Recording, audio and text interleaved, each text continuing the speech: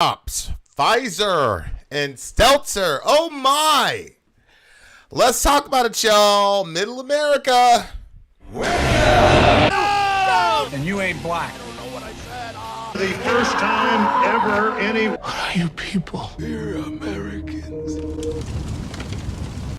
We are Americans indeed. My name is Vincent, and this is Middle America. We're not left wing, we're not right wing. We're just trying to figure it out. Shout out to Sadie Douglas for being numero uno. Holy smokes. That was right on at the 26-second mark.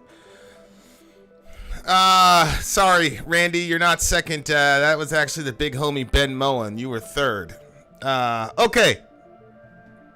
Guys, here we go. What's going on today? We've got a mega long show today planned. I don't know if we're actually gonna be able to do what I'm trying to do, but we shall see.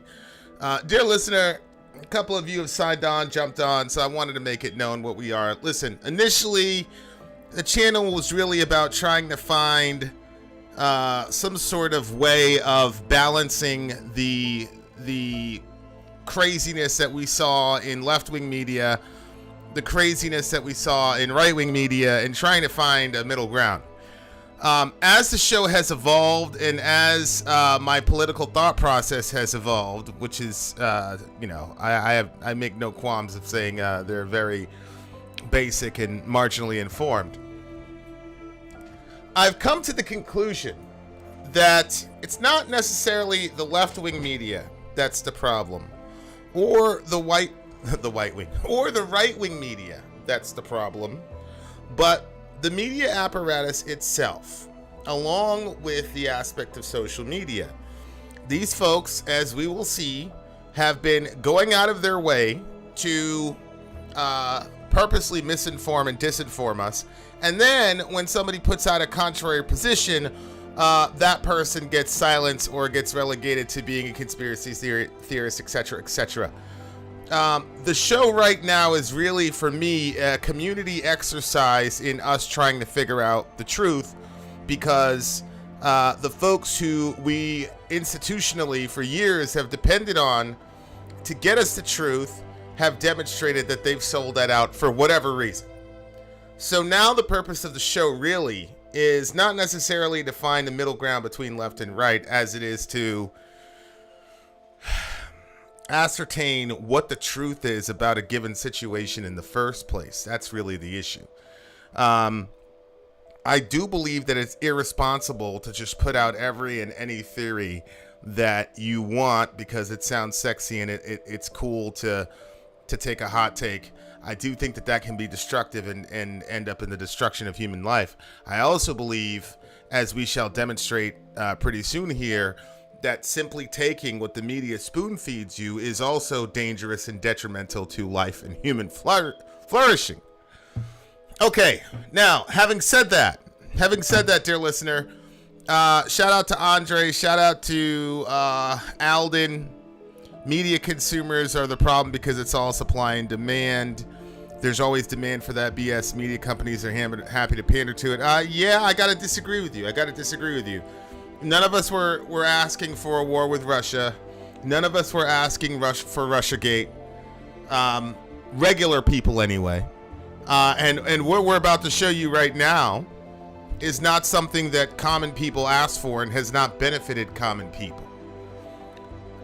So my solution is, yes, there's misinformation and disinformation. The solution is not for 9 people on Facebook, Amazon, Google, etc. to decide those people no longer have a voice. I've come to the conclusion that the only hope that we have to ascertaining the truth is for all of us to look at the same elephant, compare and share notes, debate vigorously or agree vigorously, or give us the nuanced elements of information that they have, and that all of us can come together and come to an understanding of what the truth is. In my opinion, that's the only hope that we have left. In the spirit of that, when I run a story, if you believe that you have a point of contention that you can articulately and respectfully communicate on camera, then I will be glad to have you on. Just type 57 in the comment section. Make a brief case for why you believe you should be able to come on and debate the point. Then we'll jump on. We'll debate the point together. Because again, really, I want to move the show in a direction where we're all comparing notes with each other instead of one guy lecturing everybody about what they could and shouldn't believe. And ever since I've approached the show that way, there have been about 6 or 7 times where my process has been changed, my thought process has been changed, swayed, etc., etc., and other people have come to me and said, you know what, I didn't think about that until now, etc. Okay, that's what we're doing. Long introduction. Okay. Now, having said that, let's go to the first story. Everybody say good evening to Barry Mitchell. Here's the first story, guys. Remember, type 57 if you feel like you have a debatable point, and then put a brief summary in there, and then we'll get on. Okay.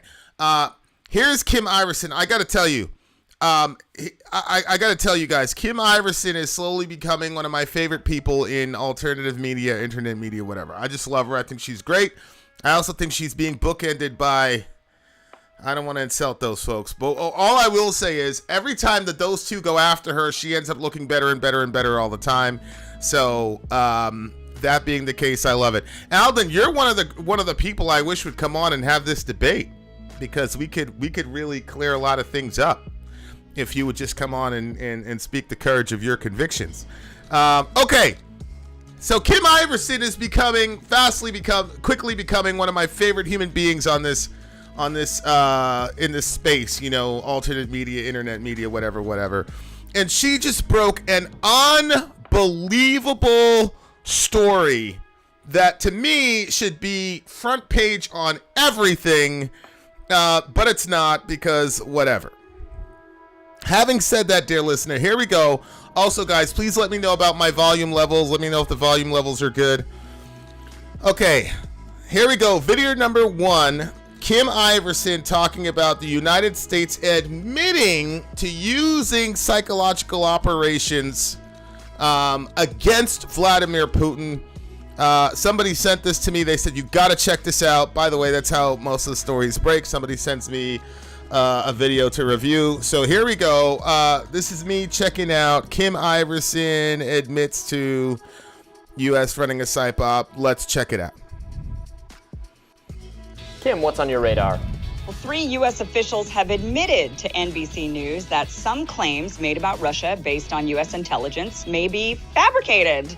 They may have made them up to basically psych Putin out. Okay. That wasn't a clickbaity title. It's apparently that's directly true. I thought there was going to be some softening of that in the intro, but okay. I have been getting some interesting opinions from many of my Eastern European friends about your stream. Well, that's good. Well, they can call in and debate a point if there really is a point to debate. Okay, we continue. And put Russia and even China on notice. Watch this.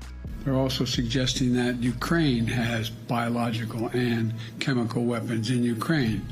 That's a clear sign he's considering using both of those. Can you explain to our viewers what was going on there and what NBC News has learned about that claim this week from 3 different U.S. officials? Yeah, that was a great example of what we're talking about. That was based on declassified intelligence, but we're also told the intelligence wasn't very clear about what exactly was going on. And they decided to disclose it as a way of deterring Russia from doing that and putting the world on notice that this could happen. And that's what's going on here. The big... Okay, so they had shoddy, unclear evidence that that's really what was happening, which means they couldn't verify it, which means it was most likely not really that true. And they decided they were going to release that in public to preempt the Russians using it by releasing it in public and letting everybody know. So when they said the Russians are planning to use these biochemical weapons against Ukrainians, they didn't really think that that was actually what was going to happen at the intelligence level, in the sense of this is completely verified. They thought it was shoddy, but they threw it out there anyway just to kind of get in Putin's head about it. So if he was thinking about it, he wasn't going to do it. Let's watch it again. And you guys come to me. Can you guys come back to me and tell me if that's how you interpreted what just happened? Can you explain to our viewers what was going on there and what NBC News has learned about that claim this week from 3 different U.S. officials? Yeah, that was a great example of what we're talking about. That was based on declassified intelligence, but we're also told the intelligence wasn't very clear about what exactly was going on. And they decided to disclose it as a way of deterring Russia from doing that and putting the world on notice that this could happen. And that's what's going on here, the big picture. This is an unprecedented use of declassified intelligence. We've never seen this level of information warfare before from the US government. And what they're doing is they're trying. Okay, so this guy is coming out and calling it information warfare. Or psychological operations, whatever. I've been telling you guys that this is what happens. This is what happens is our own government has been running it's been I don't want to say a running joke, okay, because I take the comments seriously. I try to engage with all of them. But I got to tell you, when it comes to this Ukraine thing, anytime you say something that makes America or Ukraine not look like innocent victim or benevolent benefactor, anything that makes either one of those two groups not look pristine, people will say that is Russian propaganda. So anytime you hear anything that makes Russia look good, proves anything that Russia has to say correct, or that makes America or Ukraine look bad, automatically people will tell you you're spouting Russian propaganda. I had a very, very articulate gentleman yesterday, actually, commenting on the video from the young lady that was in Mariupol, and he went in this big, long tirade about how I was putting out Russian propaganda, etc., and did not engage directly at all with the actual content of the video or the actual arguments that were being made. It's all Russian propaganda. Everything's Russian propaganda. And as I've constantly been saying, it is impossible for Russians to tell the truth, and equally impossible for Ukrainians and Americans to tell a lie. And yet, here we are, right? And, well, okay, so for example, what have they done to look good? Well, number one, they could have completely annihilated all those folks in Snake Island. Instead, they took them all as prisoners. Right, so on the one hand, Ukrainian propaganda presented these Russians as these horrible bullies who came in there and just annihilated these outnumbered people on Snake Island, and these Snake Island people fought back valiantly to the last man and woman. That was what was portrayed, but the reality of that was actually no. The Snake Island Ukrainians actually surrendered immediately without a single weapon fired or a drop of blood. And instead of massacring them, the Russians took care of them. That would be one example. That would be one example of that. But my point here is a larger point, namely,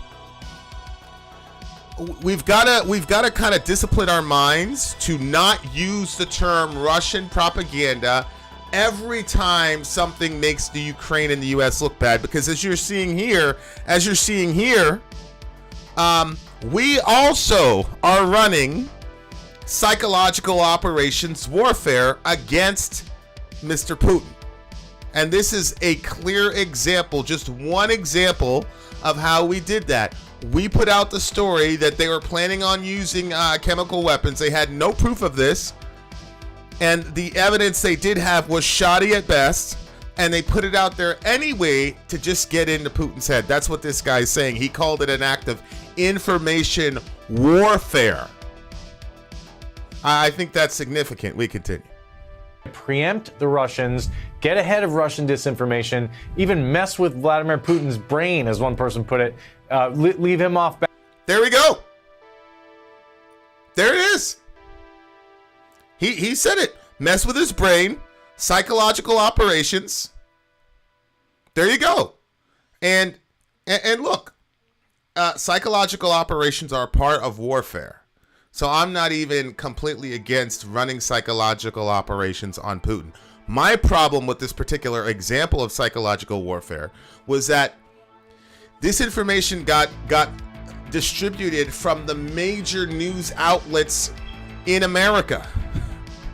So your methodology of using psychological operations also has the, quote, unintended blowback of also psychologizing Americans. Because when we heard, oh my God, they're planning on using chemical attacks, what were the media folks pressing Jen Psaki on? Are we going to wait? Are we going to wait? Are we going to wait for him to do these attacks? Are we going to wait? So that's got to be dealt with. That's got to be looked upon when you're doing the calculus as to whether or not you're doing psychological operations. And then as a citizen, you have to say to yourself, understanding that psyops is a part of warfare, and you can go all the way back to the biblical times. There are clear examples of psychological operations, deception, etc. But we have to decide as a citizenry, do we want our media apparatus to be running psychological operations using that medium when it could influence literally millions of people in a direction that is not commensurate to U.S. interests? That's a serious question that I have, that I would like to that I'd like to discuss. Okay, so one person's telling me to lower the music, so I'm sorry, Mr. Music, but we've got to lower you. Thank you very much. As I said, this is a participatory environment. I'm not going to say your wish is my command, but I listen to my audience. Okay, so let's lower that a little bit, and let's continue this discussion, shall we? To try to show that the United States knows what Russia is up to and is going to get ahead of it. It's really rather remarkable. Another example was when they announced that Russia had gone to China to ask for help with getting some weapons. That hasn't come to pass yet, and it was almost a way of putting China on notice. Hey, we know what's going on here. Don't let this happen. So really interesting and unprecedented use of intelligence here, Alice. Yeah, Ken, as you just said. I just wanted to show you guys something real quick. Okay. Secretary Nuland, does the United States recognize Juan Guaido as the president? Almost, and I. So here is Marco Rubio talk about it to some extent in this setting. interviewing Victoria Nuland. I don't know if you guys remember willing this. to come back to the table with but the and as they mocked Guaido, Victoria Nuland. Biological research facilities. Okay, so here we go. You guys remember this, right? We did an entire segment on this, and Tulsi Gabbard and Tucker Carlson were called traitors, treasonous. Keith Olbermann said that Tucker and the rest of them, they need to be dealt with militarily. They need to have trials for daring to say otherwise. Here's Victoria Nuland, and this is Marco Rubio asking her about chemical weapons in Russia or Ukraine. That remember that entire story. Here we go.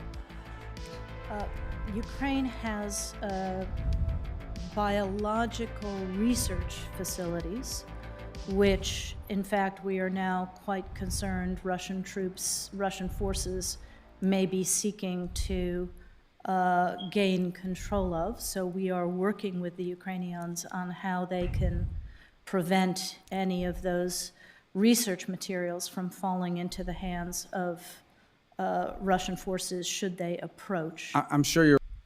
Okay, so everybody that was telling us, oh, that's a ridiculous conspiracy theory that the Ukrainians are working on labs. Once again, this is Russian propaganda.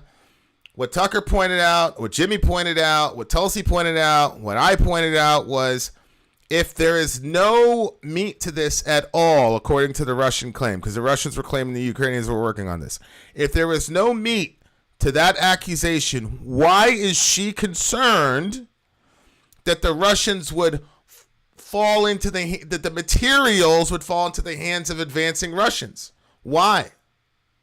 If it's a vaccine to cure AIDS or if it's a cancer cure, why would you be concerned about that? Obviously, you would only be concerned if what you were working on could be weaponized, like, let's say, anthrax, which they admitted they were working on in those biolabs. But anyway, watch the following. Watch the following follow-up question that the big homie has here. Aware that the Russian propaganda groups are already putting out there all kinds of information about how they've uncovered a plot by the Ukrainians to release biological weapons in the country and with NATO's coordination. If there's a biological or chemical weapon... Here it is. If there's a biological or chemical... Now watch this question and answer segment. It's unbelievable. Incident or attack inside of Ukraine, is there any doubt in your mind that 100% it would be the Russians that would be behind it? There is no doubt in my mind, Senator, and it is classic Russian technique to blame on the other guy what they're planning to do themselves. The irony is mind-boggling. So so he says it's 100% certain that if there was a chemical attack, we know it would be the Russians, even before the attack happened. Now, we've demonstrated, dear listener, that the Ukrainian military has already committed scores of war crimes in this conflict. That actually, we don't have to see the war crimes from grainy satellite photos. We can actually watch videos point blank where they're blowing people away who have surrendered and are out of the fight. Now, do I justify it? No, I don't justify it.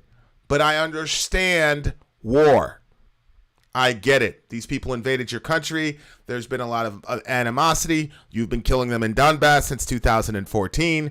They've been fighting back, trying pathetically to defend themselves. You've massacred 14,000 of them. Now here come the Russians, and now you're angry. You want to kill them. I understand. I get it. I really do. I'm not justifying the Ukrainian soldiers killing Russian soldiers like that in cold blood on camera, but I understand it. But what that does tell me is the disposition of that military. We saw in Bucha. I want to make sure I'm pronouncing that correctly, but we saw in Bucha that video on Twitter that the Azov soldier put up and then tried to delete, where the guy said, if anybody has anything other than a blue armband, can I kill him? And his commander responds by saying, fuck yeah. My point is, the dispositions of these people, and we've also seen video of them putting howitzers by malls and them putting howitzers by schools and them setting up their soldiers in hospitals during an air raid. My point is, the Machiavellian tactics that these folks have already demonstrated makes it impossible to say, oh, if there is a chemical attack, before the chemical attack even happens, we know 100% certainly that it was the Russians who did it. Does nobody else have a problem with that? Especially considering the fact that we just found out in the most recent days that our intelligence apparatus knew that accusation was shoddy at best and put it out there anyway to get into Putin's head. So that gets that kind of psyops, the fallacious psychological operations that's meant to get into Putin's head, goes into the bloodstream of the psyche of the mainstream via the mainstream media, and then it gets solidified by these two members of the institution, whether it's Congress, Senate, and her with her specialties in the area. It gets solidified by that exchange that goes unchallenged. Does anybody see how that could be a problem? I do. What I would say is psychological operations are a part of war, and it's going to be like that till the end of the world, as long as war continues.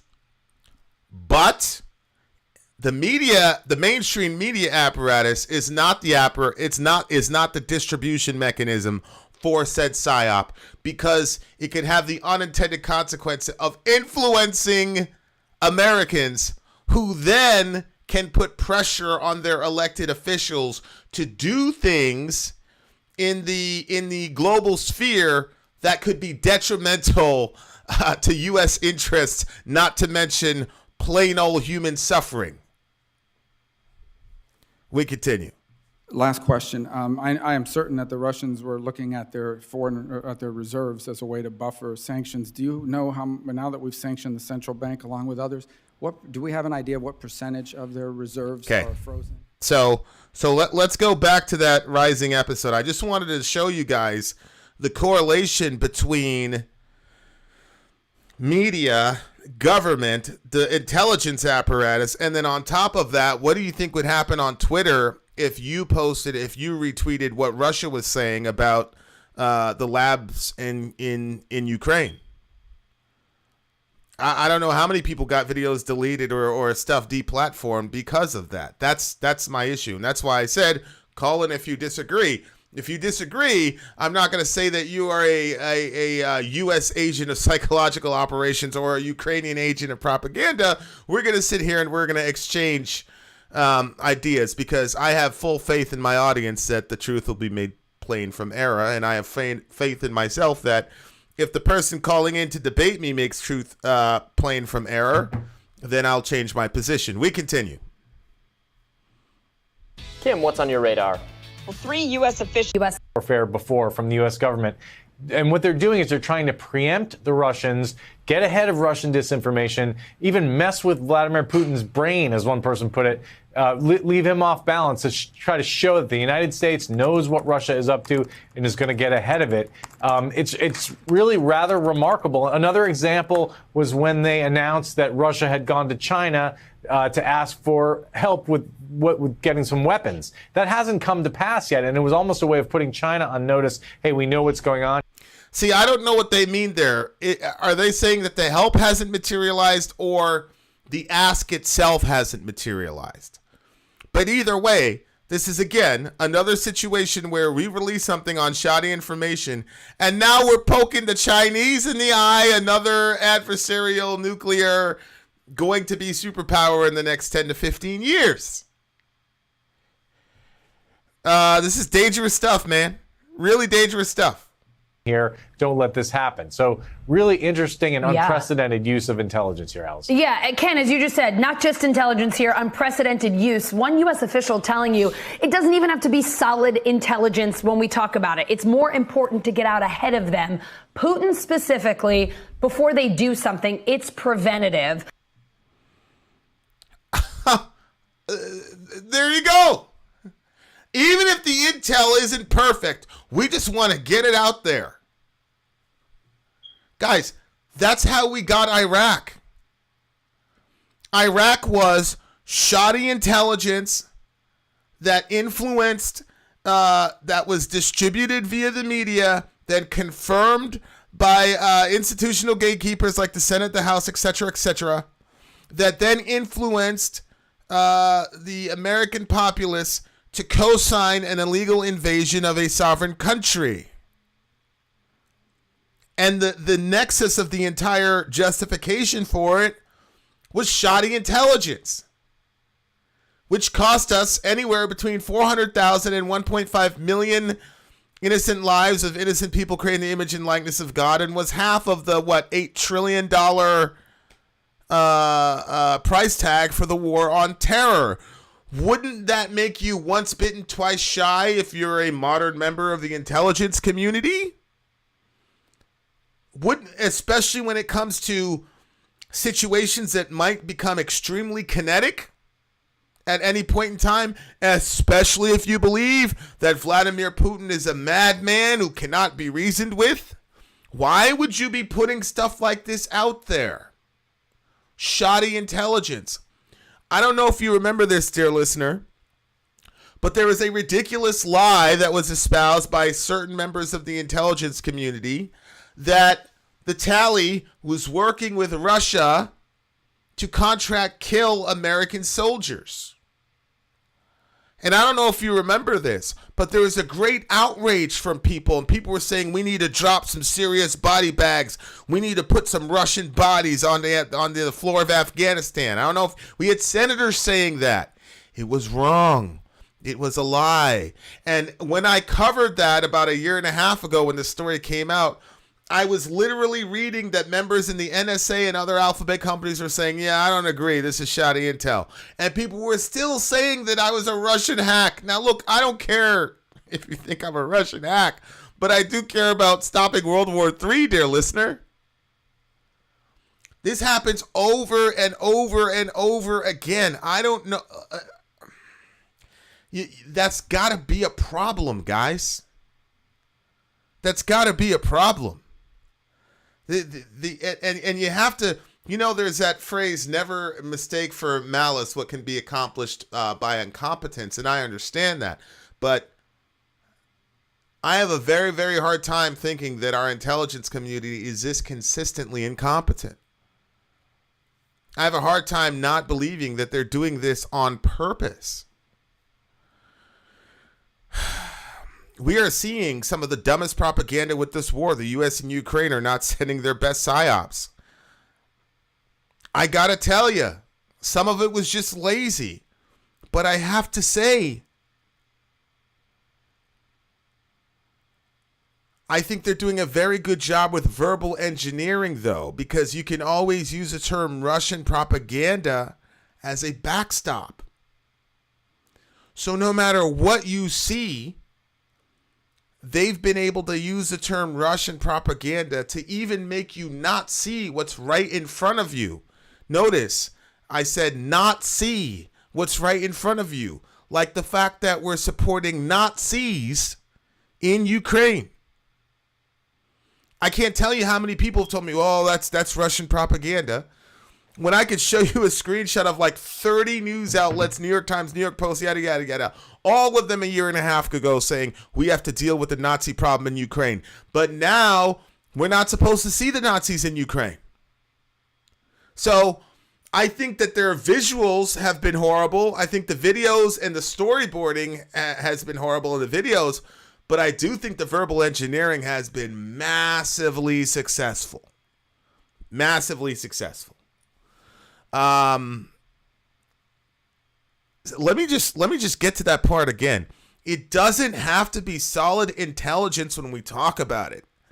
It's more important to get out ahead of them before they do something. It's preventative. What he's not addressing, though, is what happens when that becomes memeified across a country of 300 million people that has the most powerful military on the planet. And what happens in a country where you have a media that's based on capitalism that, I don't know if you guys remember what CNN's ratings were between Trump and Putin, but they weren't very good between Trump and Putin. But once Putin invaded, their ratings shot up again. So what are the implications of that? So you've got a media that capitalizes when wars go hot.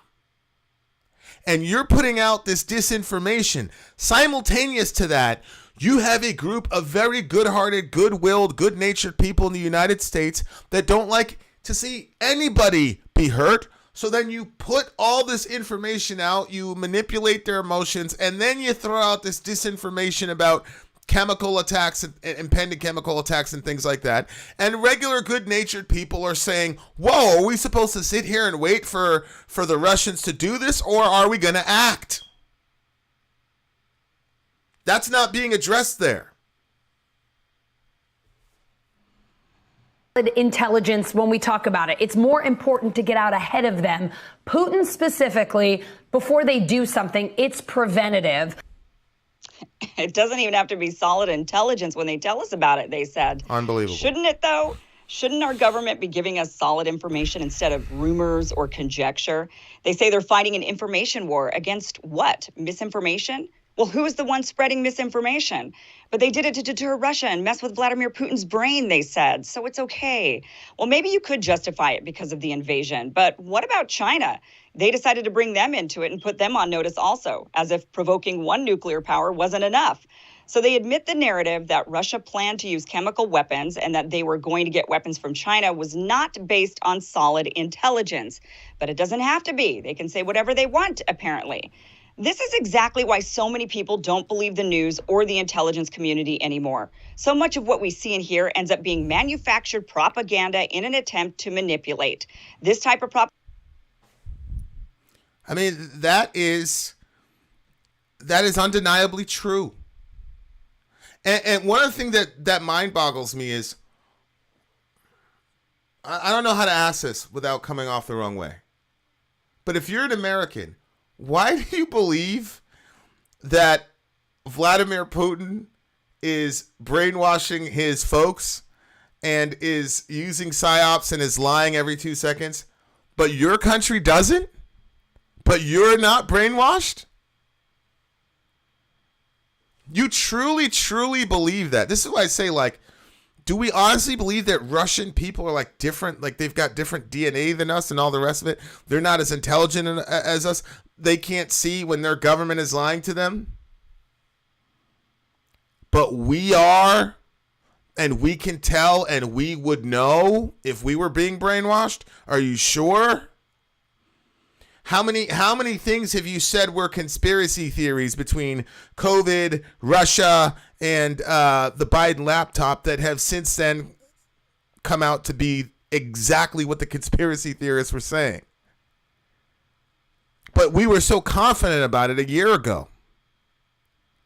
So that's my thing is, like, why are we so quick to say, oh yeah, Putin's a liar, he's brainwashing his people, but we don't think that our government is brainwashing or lying to us. Propaganda doesn't just manipulate Putin, it manipulates the American people as well, probably even more so. Do you think Putin is falling for this? Don't you think he would know?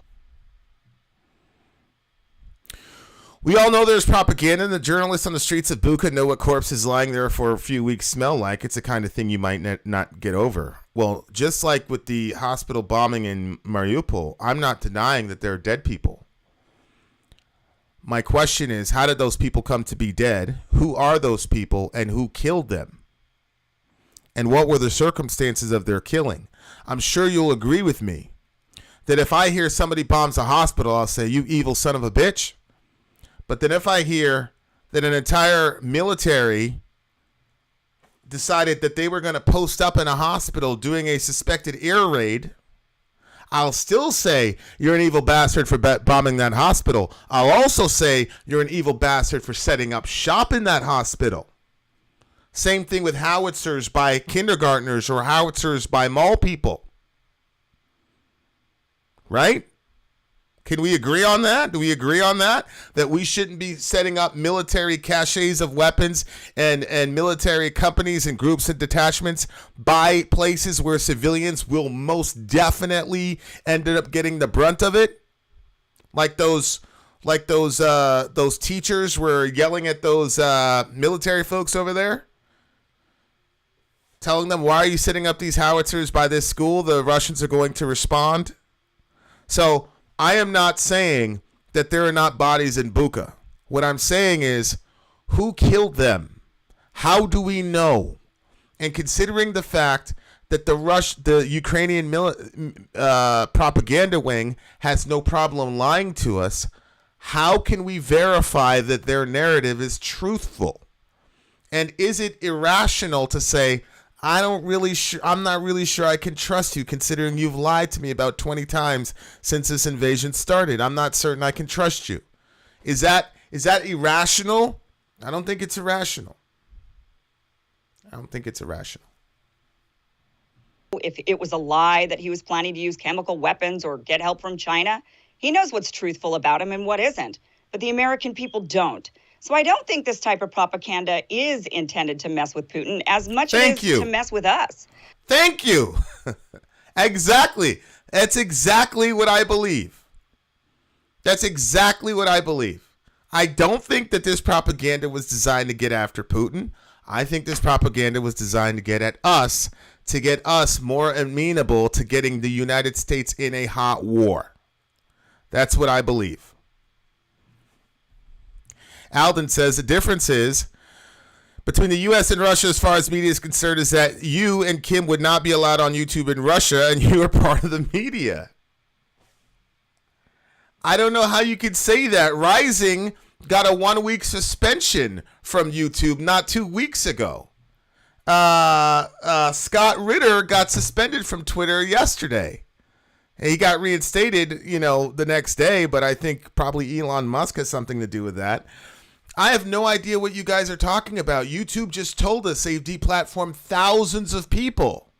Thousands of people. Chris Hedges, all of his work on YouTube disappeared. Abby Martin disappeared. What do you mean? Are you saying because our government won't take a ham-fisted tactic like shoving you in a truck in broad daylight, but because they're more sophisticated with their censorship and deplatforming that we're somehow in a free media environment? I don't understand how that works. We continue. When people envision atrocities. Naren says, I know YouTubers in Russia who are anti-war. No jail for them. Yeah. Yeah.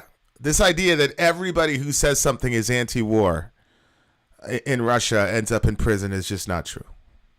It's not true.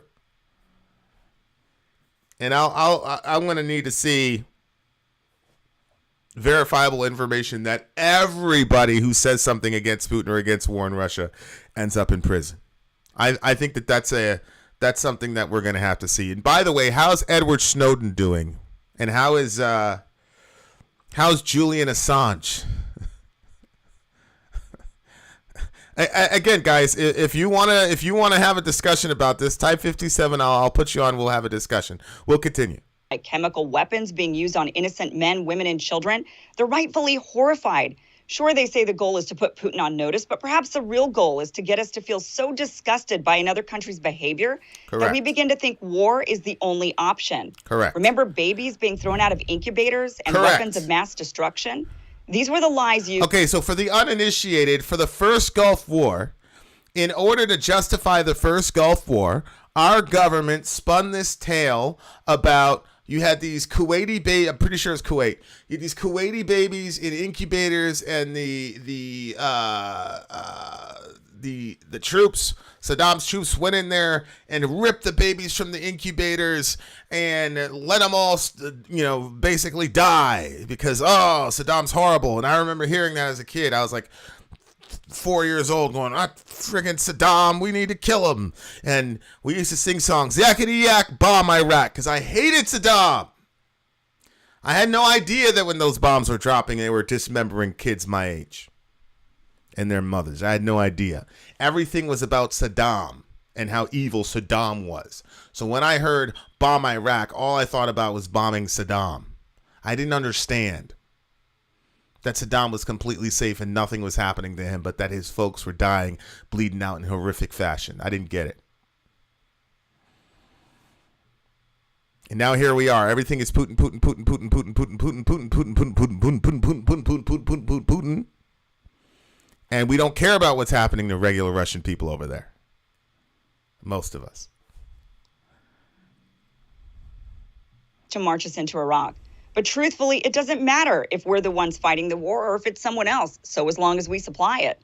War is great for everyone except those fighting in it. It's great for politicians who see surges in approval ratings. They get to seem strong. It's obviously great for the military-industrial complex. They get to sell massive amounts of weapons. And it's great for the news business and the oil companies. Even them, they're raking in record profits.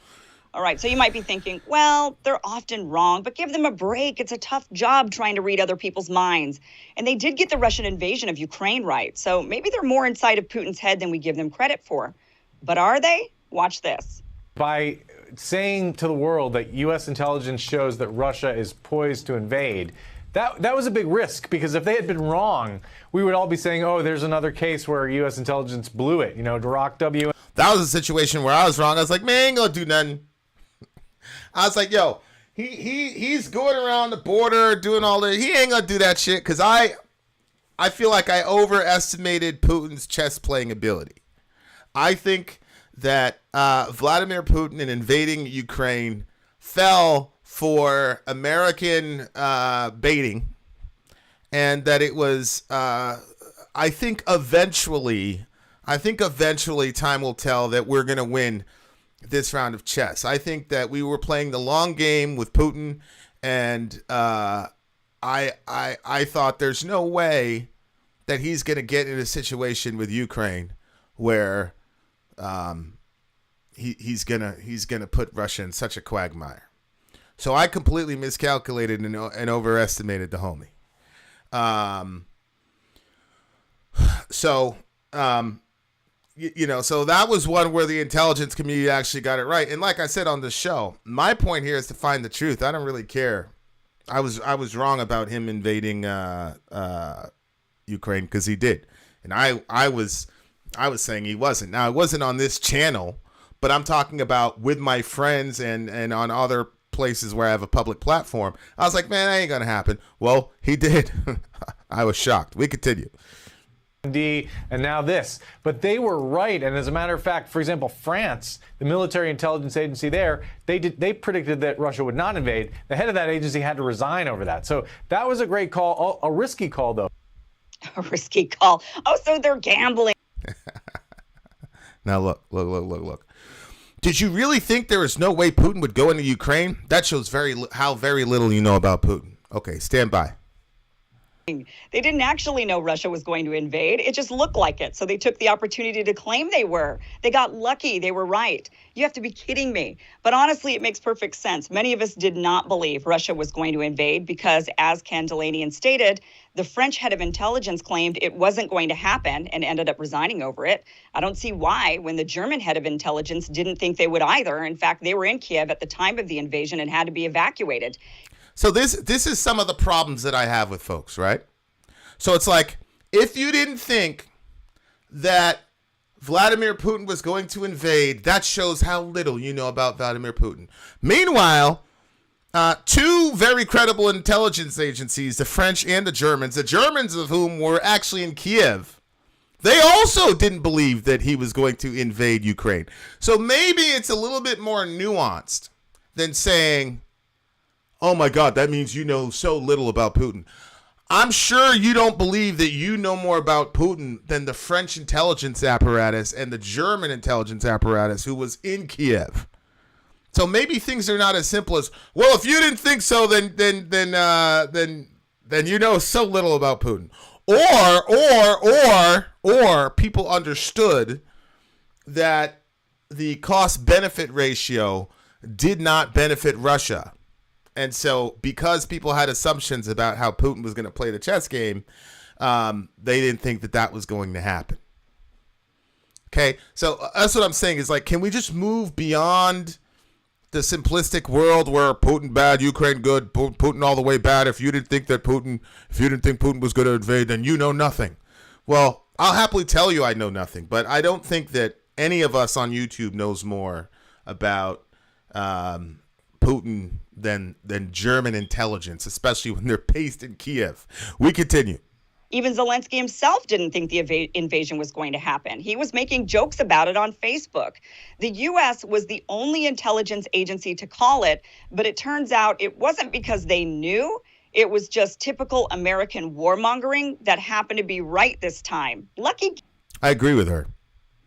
I agree. I mean, look, if you put out faulty intelligence over and over and over again, you're eventually going to hit. Can we agree with that?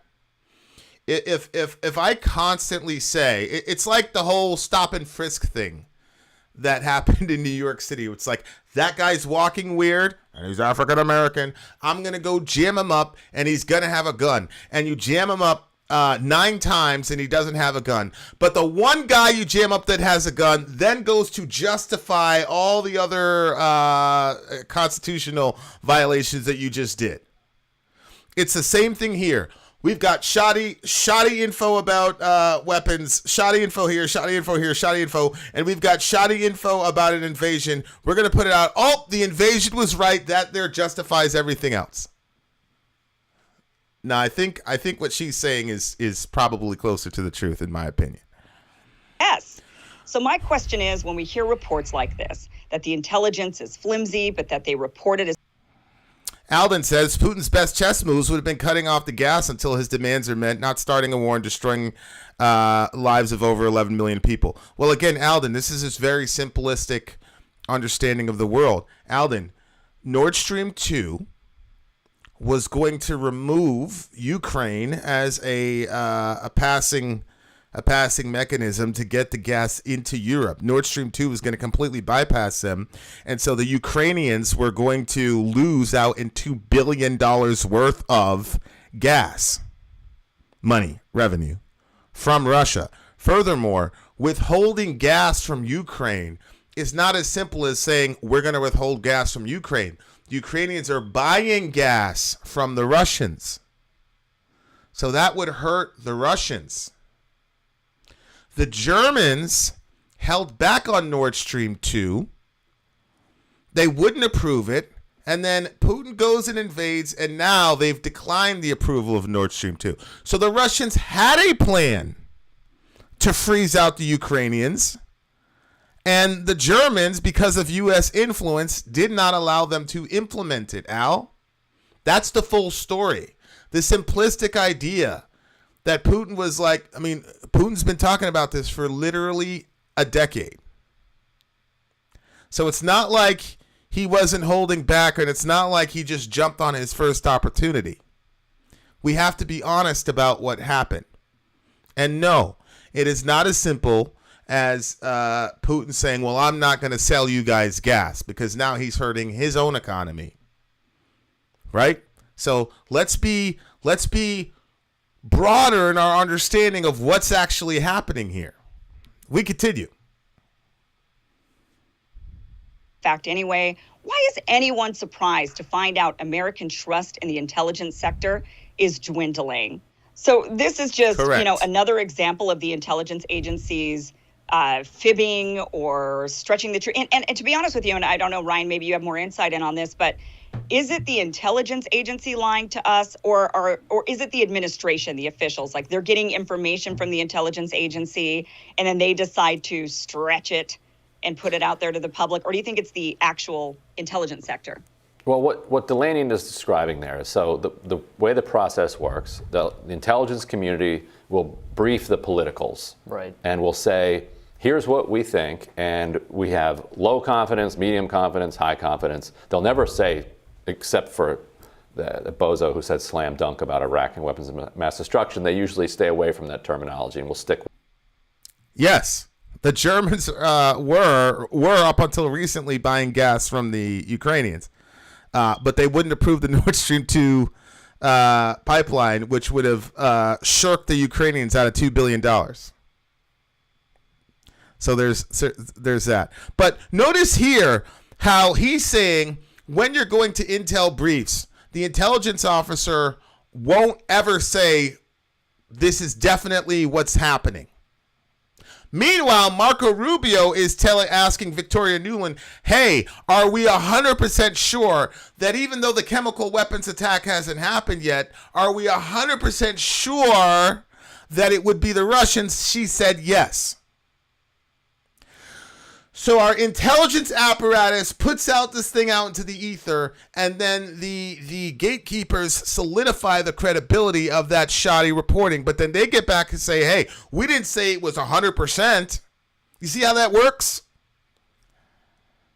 Like high confidence or very high confidence being the highest. I'd be like, even if they're in the room, I have very high confidence that Robbie's sitting next to me. Like, you can just say it. He's right there.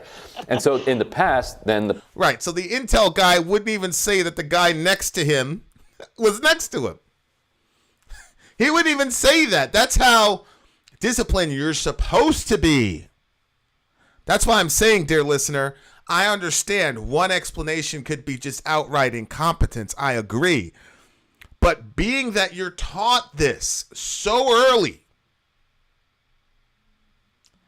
I have a hard time believing that this is not just absolutely purposeful on behalf of these people. I've got too much respect for the intelligence community to look at this as just plain incompetence. Politicals would just kind of sit on that intelligence. And what Delaney is saying is that they're coming to them like with something that's low confidence, and the administration that is then using it for its.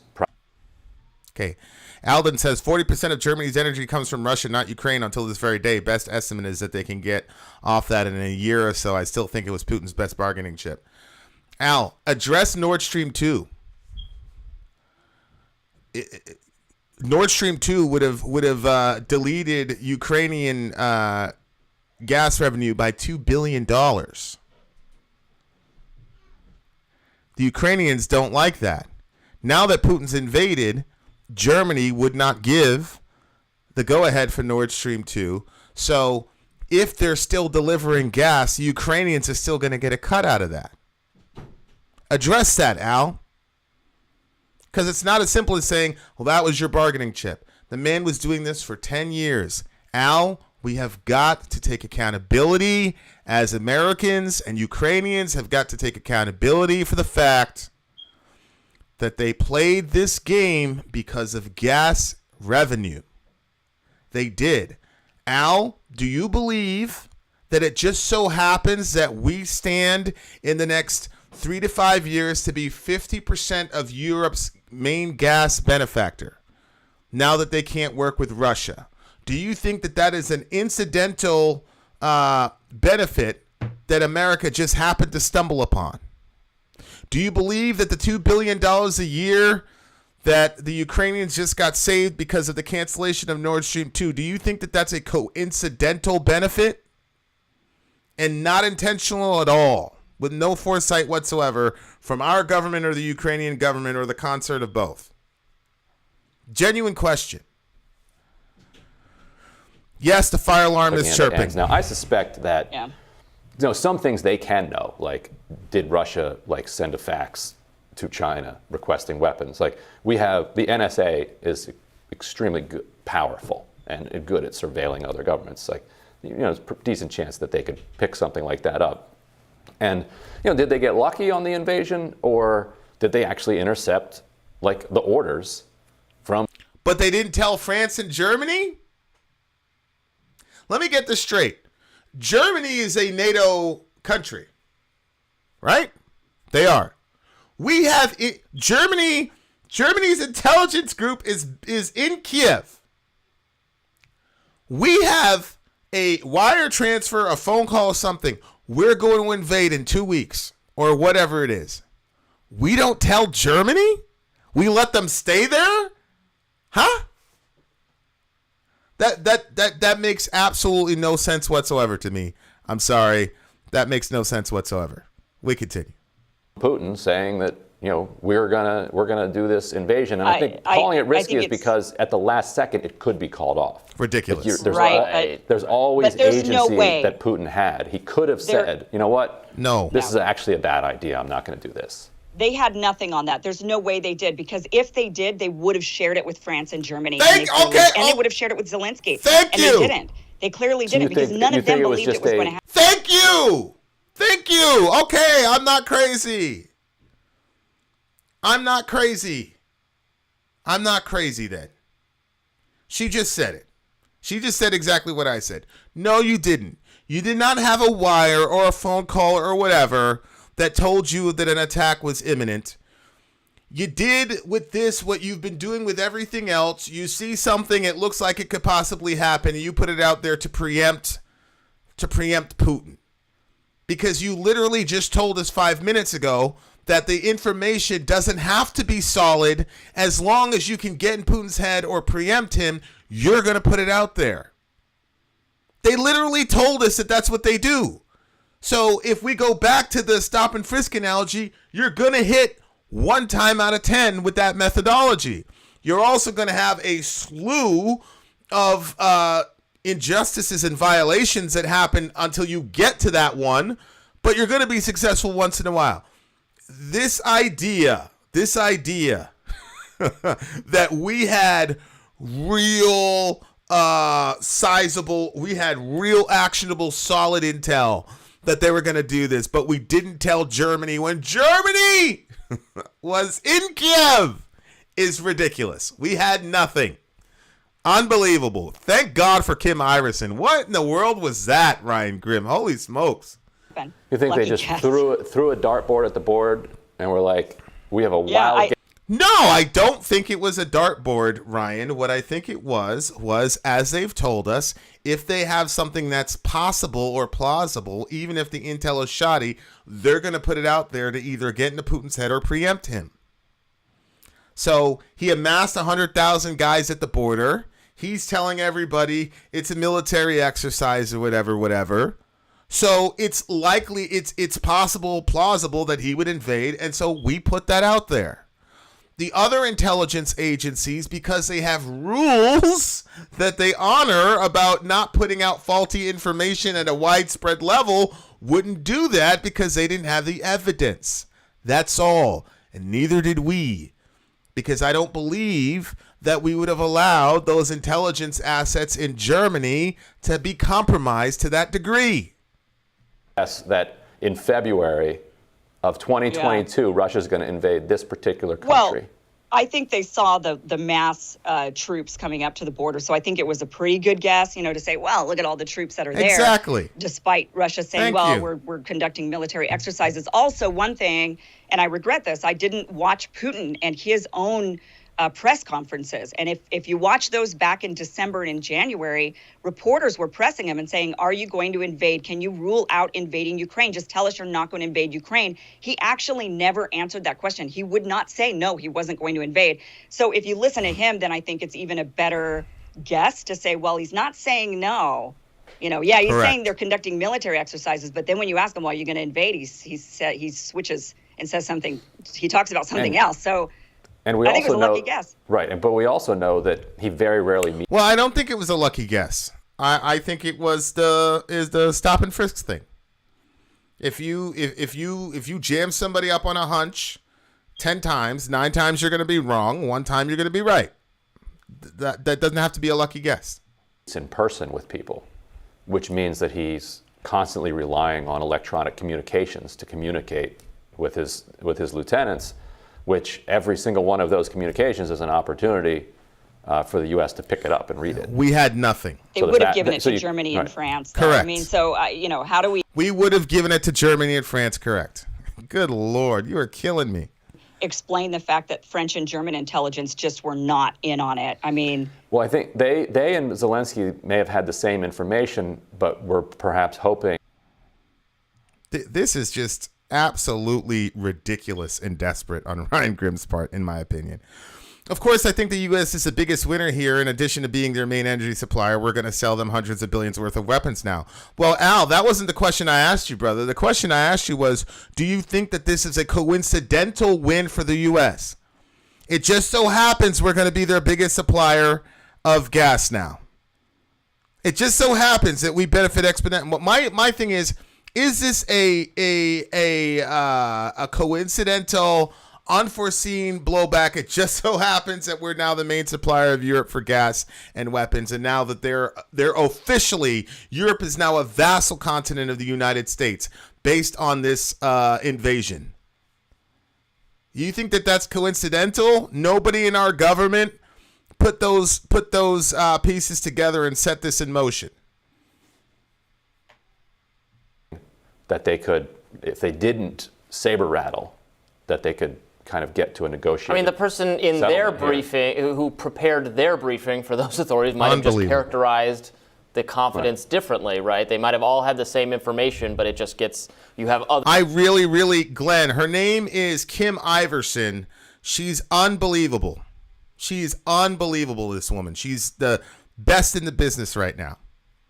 Misery Machine, who's the hottest true crime podcast in the world right now, and I'm not exaggerating, says, it's hard to call this a coincidence when we've been doing stuff exactly like this for decades in other parts of the world. The U.S. always finds a way to get theirs. Correct. Seduct. It's literally the same template.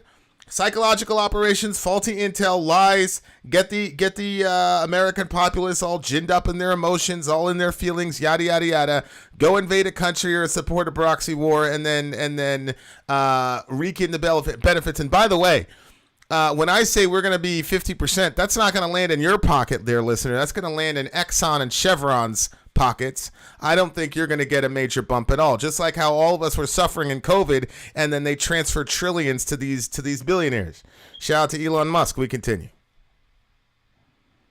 Conflicting information, and it so happened to be that in the briefing we did, some of that, whoever looked at it said, Okay, so Alden says, of course it's not coincidental. It's what we do. It's what we've always done. When did I imply that was not coincidental? Okay, then. Okay, so that means that America had a role in this geopolitical conflict, and we have the most influence on the planet. Al? So what I've been saying since the start of this invasion is that America needs to be held the most accountable. That's my entire point. If you say that this is not a coincidence, that means that the American government, with malice aforethought, purposely situated this conflict in such a way that it was inevitably going to get hot. A week before or 2 weeks before the invasion, even Kamala was out there talking about flirting with bringing Ukraine into NATO. We wanted Russia to do this. And we created the environment. It's like the primordial ooze that after millions of years, eventually something was going to happen. We created the environment where a kinetic conflict was going to be a necessary ramification of how we were doing business over there. That's all I've been saying. Thank you for finally admitting it. More accountable than the country that initiated the invasion. Sadie, I don't believe Russia initiated the invasion. I believe we did. That's what we're not getting. What I'm saying is we put those people in a situation where the invasion was going to be inevitable for them. That's what I'm saying. Okay. I didn't dispute that. All I said was Putin should have got off the gas to make NATO back off Ukraine. Ridiculous, Al. I disagree with you. I wish you would call in so we could have this discussion directly as brothers. But that would not have worked considering the Ukrainians were getting $2 billion a year in revenue from Russia because of the Nord Stream pipeline. So they were going to get that $2 billion and initiate that capital to whoever to get the gas and oil back. They were not singularly or solely dependent on Russia for their gas. They would have been able to do it other ways. They kept pressing the NATO button, and and it seems like Sadie constantly wants me to forget that the Ukrainians were also flirting with the NATO button, which is a direct existential threat to the Russian people. It is. It is. I'm sure you agree with me that NATO poses an existential threat to Russia, because that's what literally every expert in that region has been saying for the last 3 decades. Yeah, that's not actually that convincing. Like, there's a subjective quality to this that it probably gets missed. And it's also hard to believe. You're like, it's 2022 and a country's going to send tanks into another country? Yeah. Like, that's not going to happen. That, even if they're saying they're going to do it. You're like, no. Yeah, I mean, a broken clock is right twice a day, right? Correct. And the United States does this all the time. I mean, that is what our propaganda is constantly looking at our enemies and warmongering and constantly making accusations and statements about them. And I think just this time they got lucky, and that is what they're talking. Again, it's not lucky. It was inevitable. Talking about these 3 U.S. intelligence officials telling NBC News that, even if it's low confidence, we still go out there and tell you about it. I mean, how is that not spreading? Yes, Dwayne, you can call in if you disagree. If you have a point that you disagree on, that's the point of the show. If you've got a point you disagree on, call in and we'll go at it. And I promise you, I'll give you equal time. For sure. Misinformation. How is that not propagandizing the American people? And then on top of it, our intelligence sector is rarely right. So even if they did get this one right, that's I guess so. But prior to this invasion, if you told me, well, our intelligence officials say Russia's going to invade Ukraine, I would have said, yeah, right. And now, if our Which, by the way, I want to make it clear, I'm not saying Russia was correct for invading. This is an ongoing perception issue. We often blame the actions on the individual instead of systems. I agree 100%. Ben Webb is 100% correct. And it is a little exhausting to have to continuously say this. What I say about Russia invading Ukraine is I understand it. I don't agree with it. In the same way that Azov or the Ukrainian military, I understand why they would put howitzers by kindergartens. I understand why they put howitzers by malls. I understand why they set up shop in hospitals. I get why they do it. I get the military strategy. I understand it. I don't agree with it. I understand why Russia invaded Ukraine. I don't agree with it, but I understand it. And to pretend, as Ben Webb says, that history began on 24 February or whatever it was, and not take into account the 3 decades-long psychological operation of provocation from the U.S. and NATO and Ukraine to the Russians and the Russian people, I just think you're never going to have a compelling argument to convince anybody that that's the right thing to do. Intelligence officials a year from now say, we think Russia might invade Georgia, I would say, I would take that more seriously, right? You have to give credit where it's due. But, right, but as he was mentioning, but since then, when they've said chemical weapons and getting... Here's Chris Sims.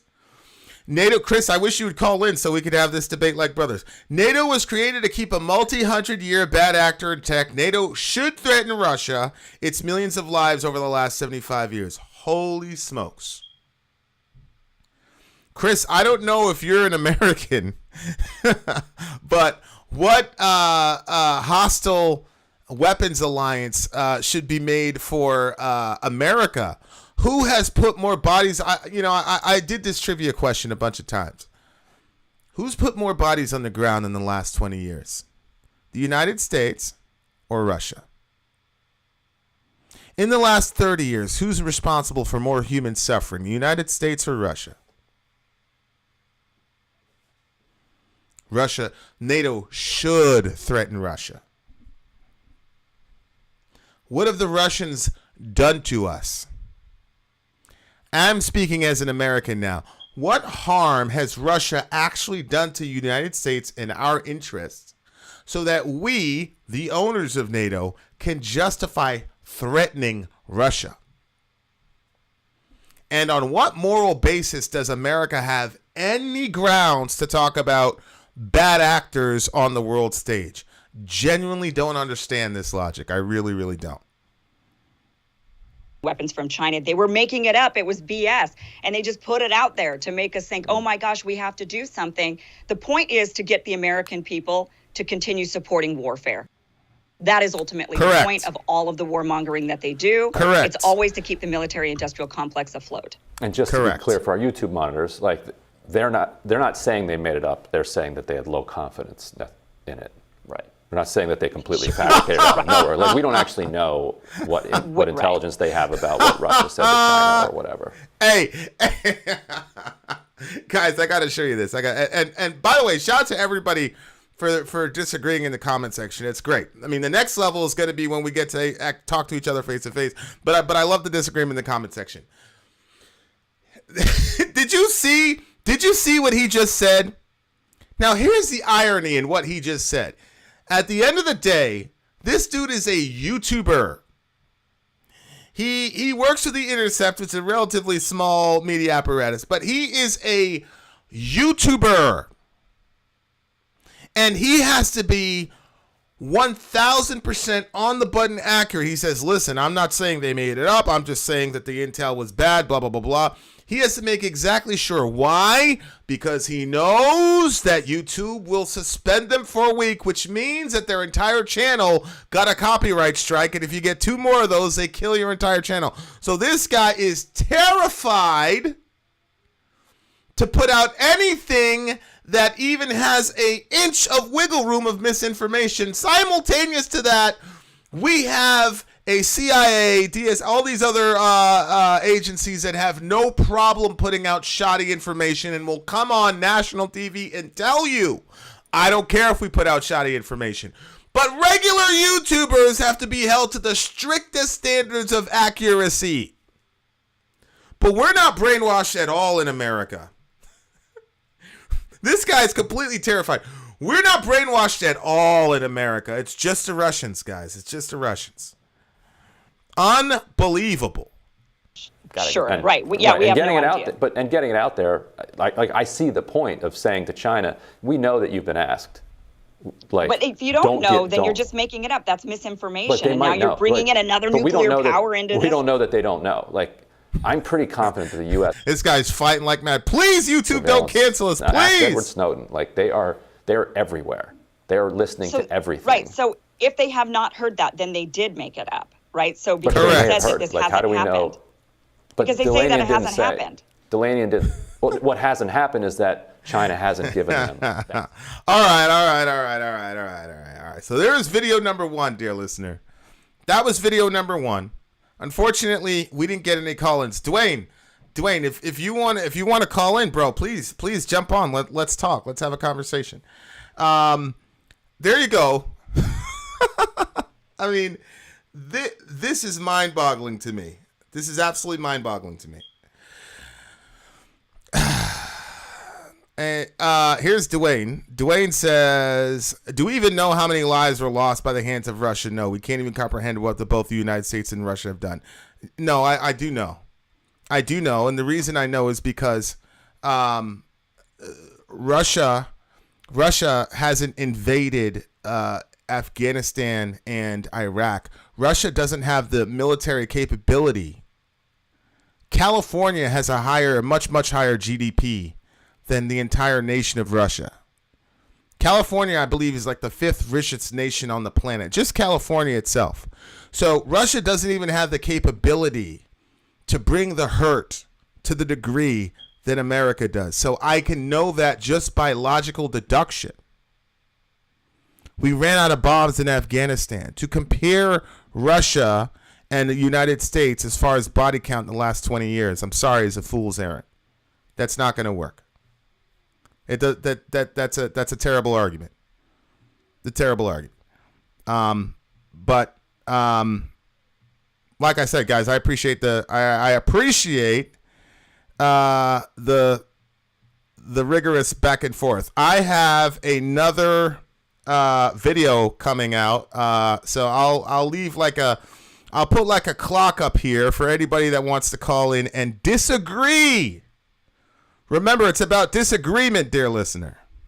We're going to show people how to disagree agreeably and that we can all still be friends, even if we disagree about this Russia situation. So let me set the timer to 5 minutes. And if anybody wants to call in within these 5 minutes and disagree with the primary thesis there you go. It's on the thingamajig. If not, that's cool. We'll just go to the next topic. We'll just go to the next topic after that. Don't know the answer to this question, so don't jump on me. Do you think Putin, Russia, would have behaved and minded their own business, left their neighboring countries alone if NATO did not exist? Well, as Ben Webb has been saying, Al, they were minding their own business. Their border is their business. In much the same way, and in much the same way that when the Cuban Missile Crisis happened, we were minding our own business when we told the Cubans and the Russians, this is not going to happen. You're a hostile country. You're not going to set up an ICBM outfit 90 miles away from our country. We will literally start World War III. That's not going to. We were minding our own business. We didn't say, well, I mean, it's the Cubans. They've got national sovereignty. They can have whatever missiles they want. Vin, my boy, I almost missed you. Glad you didn't miss me, brother. Glad you didn't miss me. Oh, wait, Misery Machine is talking again. I'm telling you guys, Misery Machine, I'm telling you, if they keep it up, they consistently keep it up, they're gonna be on Netflix in 3 years. YouTube released wanting to keep non-authoritative news sources out of suggested feeds in search. If you're independent, if you're an independent journalist, you're screwed. Kyle Kalinske did a big thing on it. Correct. That's a fact. The American censorship apparatus is a lot more sophisticated and delicate than Russia's, but it's I would say equally, if not more effective. I'd say they're a lot more effective because these social media and big tech companies are working as agents of the government. But because they're currently private companies, we don't get to say that the First Amendment's being violated because it's a private company doing it, even though they're acting in concert with the government. So it's a lot more delicate, it's a lot more layered, it's a lot more intellectual, but there's a difference between form and function. There's a difference between the aesthetics of a policy and the effects of the policy. And so I don't see much difference in the shaping of the worldview of the citizenry between Russia and America. I don't. The methodology as to how you get there, absolutely different. Looks, taste, feels different. But the effect is still the same. That's my position.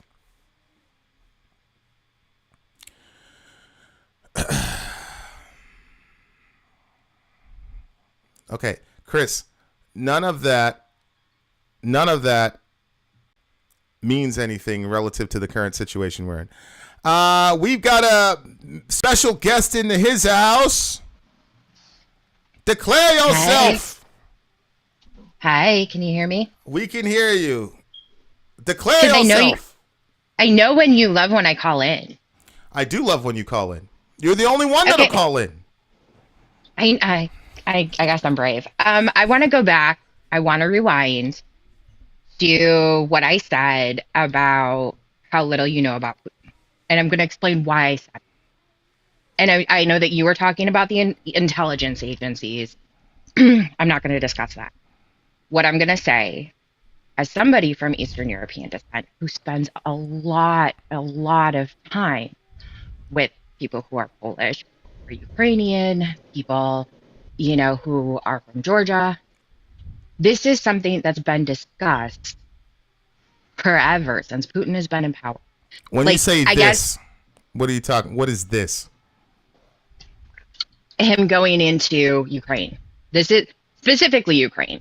I mean, there's also been talk, the discussion of when they went into Georgia. I can't pronounce it. Estonia. Estonia. They constantly are running. They're constantly running drills.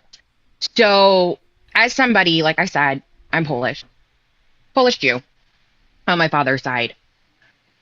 I still have that connection with that part of my heritage and that part of where I come from.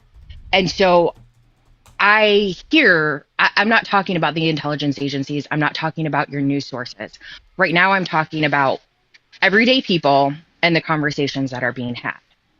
And Putin going into the Ukraine, did I know that it was going to happen this time? No, because he's built up troops off and on at different borders throughout the entire time that he has been in power. But it was an inevitability. Everybody knew that at some point it was going to happen. And well, I agree with you there. I agree that it was an inevitability. My question to you is that who's responsible for it being an inevitable outcome? Him. Okay, him. That's where you and I disagree. I know that's where you and I disagree, and I know that you draw all of your information from news sources. That's and news sources. That's untrue. News sources have. John Hirschmeyer is not a news source, Sadie. Noam Chomsky is not a news source. Okay, but what I'm saying is, like, if you actually sit down and talk to people who are first, second, even third generation like myself, and they talk about Putin and they talk about Russia and they talk about everything that has led up to this point, there's an understanding that the countries that belong to NATO, that applied for NATO membership, did so as a way to protect themselves from being absolved back into it. Sadie, that was the initial reason. Sadie, that is the initial reason. And Ukraine, again, wanted to go back to NATO based on, it's kind of like, if he hits me once, is he going to hit me again? Probably. Sadie, is there a single expert in that specializes in Eastern Europe that has not said in the last 30 years that NATO expansion eastward was a red line for Russia? I'm not saying that they didn't say that, but what I'm saying is, for people who actually come from that area, they totally understand and why Ukraine wanted to be part of NATO. They understand why Finland now wants to be part of NATO, and Russia has made it very clear that if Finland applies for NATO membership, they're going to be demised as well. These countries and these people have NATO's what? NATO's a hostile military alliance. Isn't that true? No, NATO is not a hostile military alliance. NATO has is not a hostile. Okay, name a single person who would name any expert in the field who would ever characterize NATO as anything other than that. It's not hostile. It's preventative. Can you answer my question? It's not. I just did. It's not hostile. I don't think you heard my question. Preventative. I don't think you heard my question. Let me ask it again. Name a single expert in the field that would say that NATO is anything other than a hostile military alliance. I don't have a list of I have cook brain. I don't have so a list of I can name right now off the top of my head John Hirschmeyer, Noam Chomsky, Ron Paul, every single person, Gorbachev, Yeltsin, every single person who's ever commented on this Gorbachev is going to say that. I mean, Yeltsin and Gorbachev, are you going to say that they're like completely good actors? Because we're not going to commit the genetic fallacy and say just because they're Russian that they're not telling the truth, right? We have to go by the merits of the claim. I'm going to go by genetics. I will go by genetics. That's a logical fallacy. There is nothing that Gorbachev said. No, I'm just telling you. It's also almost racist.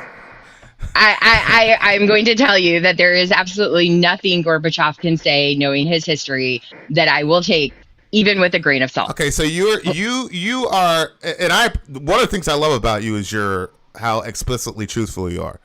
You're saying that you are good with committing the genetic fallacy insofar as it applies to Russians. As so far as it applies to Gorbachev. I'm not saying Russians across. Gorbachev, Yeltsin, Putin, we're going to automatically dismiss everything they have to say. Yeltsin is a totally different beast. Did Yeltsin disagree about NATO being a hostile military alliance? Yeah, but I'm saying as far as I don't view Gorbachev and Yeltsin in the same light. Okay. I don't see them in the same light. Hold on. Okay. I don't see them in the same light because when Yeltsin was in charge of Russia, I'll just say in charge of Russia, he swung away from the communist and the Soviet, foundation so extremely that it caused Russia to fall into chaos. Okay, so that's when the gangs were running Russia. It was a fucking hot debacle. Okay, Gorbachev. Can we review this for a second? Every single expert in the field characterizes NATO as a hostile military alliance. You don't have any expert that denies that. Is that true? Is that right? Yeah, I'm not going to sit here and say I'm going on expert opinion. What I'm telling you, but you're going against expert opinion, isn't that true? I am telling you that my point of view comes directly from the people who have lived in this situation. Yeah, but it's contrary to every expert on the planet. Well, I mean, take it as you will, but what I'm saying, do your friends know what it's like to be Russians?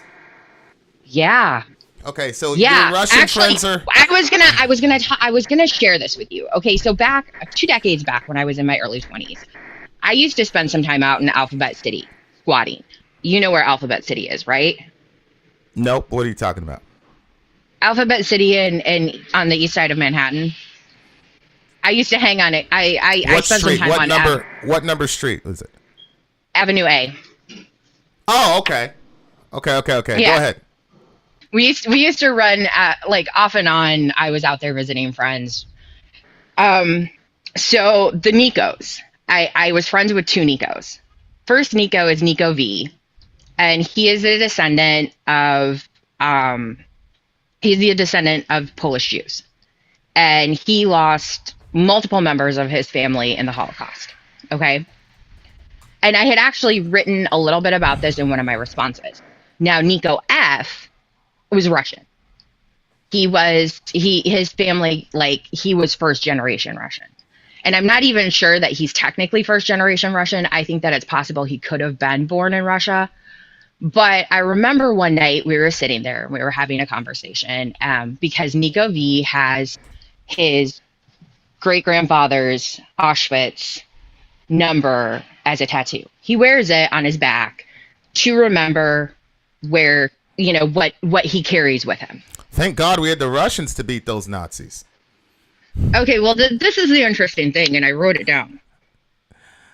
I'm smoking like a fiend.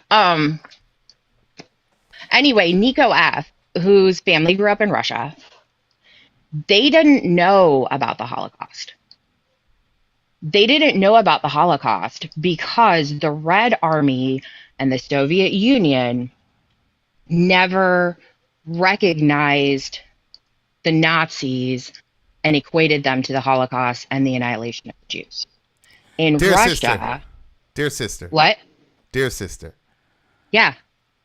I'm sorry, but your friend from the Lower East Side, his singular opinion is completely irrelevant. No, I'm going to explain it further. That's the reason why the Black Book was never published in Russia, because Stalin did not want uniqueness given to the Jews.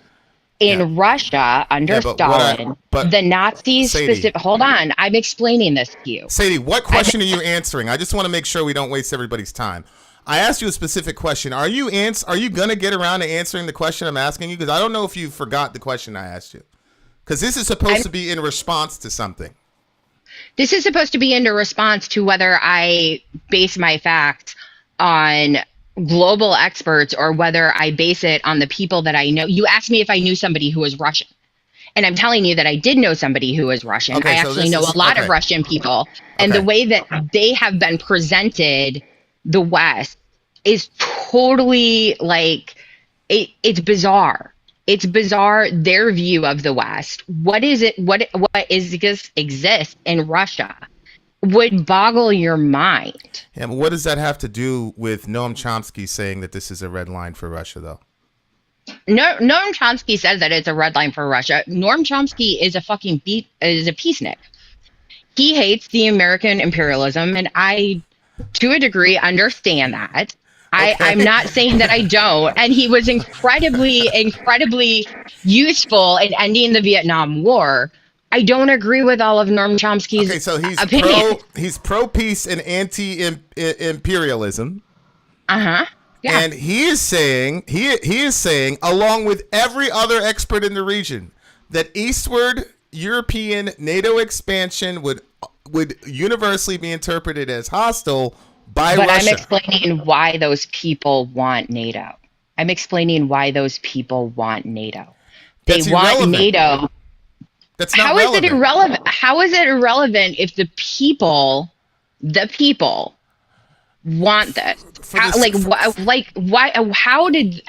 that happen? I'll explain. How does it happen that the wants of the population? You asked me, I'll explain it to you. I'm an American. In the antebellum South, the majority of the people wanted slavery. They were wrong. That's why it's not relevant. The desires, and secondly, Sadie, you continuously erase the Russian populace in Ukraine. The Eastern Ukrainian Russian identifying folks did not want to join NATO. So they also have to be included.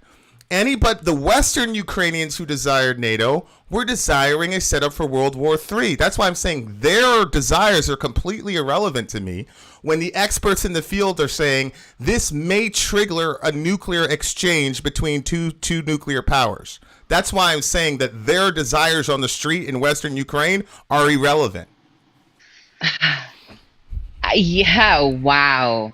Can you acknowledge the Russian citizens in Ukraine who don't want NATO expansion? Can you acknowledge them? I can acknowledge that they're not the large percentage of the population. I didn't say they were. I just simply demonstrated that not all Ukrainians want that. Western Ukrainians who are anti-Russian want that. A vast majority of the Ukrainians want that. But their desires are contrary to the global good. Okay, so what you're saying is that the smaller faction should have sway over the larger faction? No, what I'm saying is... Because if the larger number of the population wants NATO and wants the EU, and they're a sovereign nation, they should have the right to do that. And NATO is what UN Charter says that they have the right to join a hostile military alliance. It's not a hostile military alliance. It's preventative. The experts disagree with you. Name me an expert who denies that NATO is a hostile military alliance. I'll probably go ahead and Google that when I'm done. And secondly, Sadie, let me ask you this question. If NATO was a hostile military alliance, would that change your position? If there was actual proof of hostility, if there was actual proof of Serbia, like NATO, Serbia, Libya, we literally deposed that was Syria was not, or Libya was not on the Russian border. Who killed Muammar Gaddafi? Who got involved in killing Muammar Gaddafi? That was NATO. That wasn't directed at Russia. No. You're saying, where is the evidence of hostility?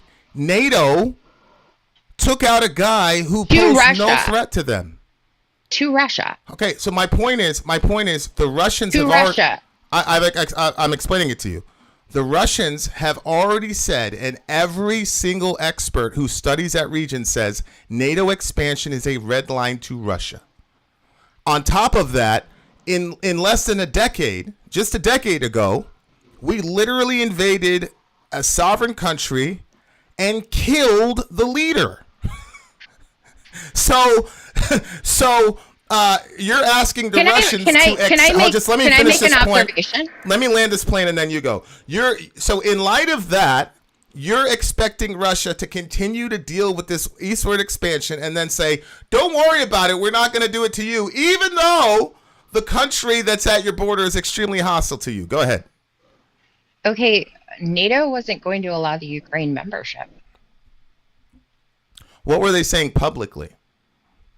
They were saying publicly that it was stalled. Did they say it's been stalled? They said it was stalled. I agree. They said it was stalled, but they didn't say that it was never going to happen publicly, did they?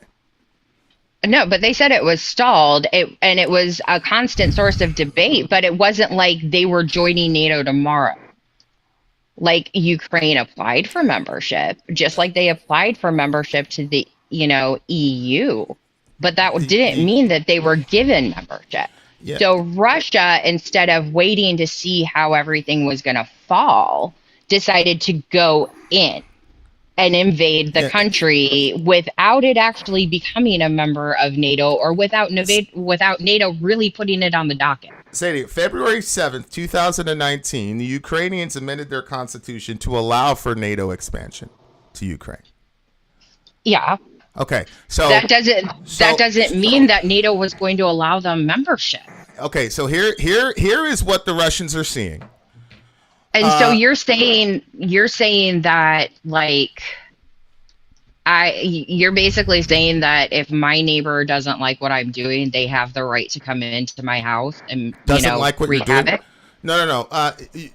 Here's an analogy. You know that Kanye West moved next to Kim Kardashian, right? Across the street from her. Mm-hmm. Is that a concerning issue or no? As a woman, I think everything Kanye West does is concerning. Can you answer the question though? I just did. Okay, so let's say that Kanye, he posts up outside of that house, and then he struts outside of that house every day with an AK-47 high up in the air, letting off rounds.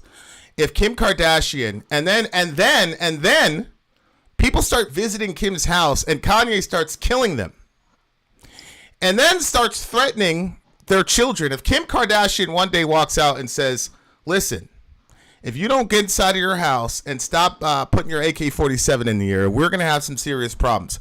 If he continues to do that for 10 years straight, and one of these days Kim goes off and blows him away, would you say that she's completely crazy for doing that? But the people of Ukraine feel that they're Kim Kardashian. Can you answer the question? Would she be crazy for doing that?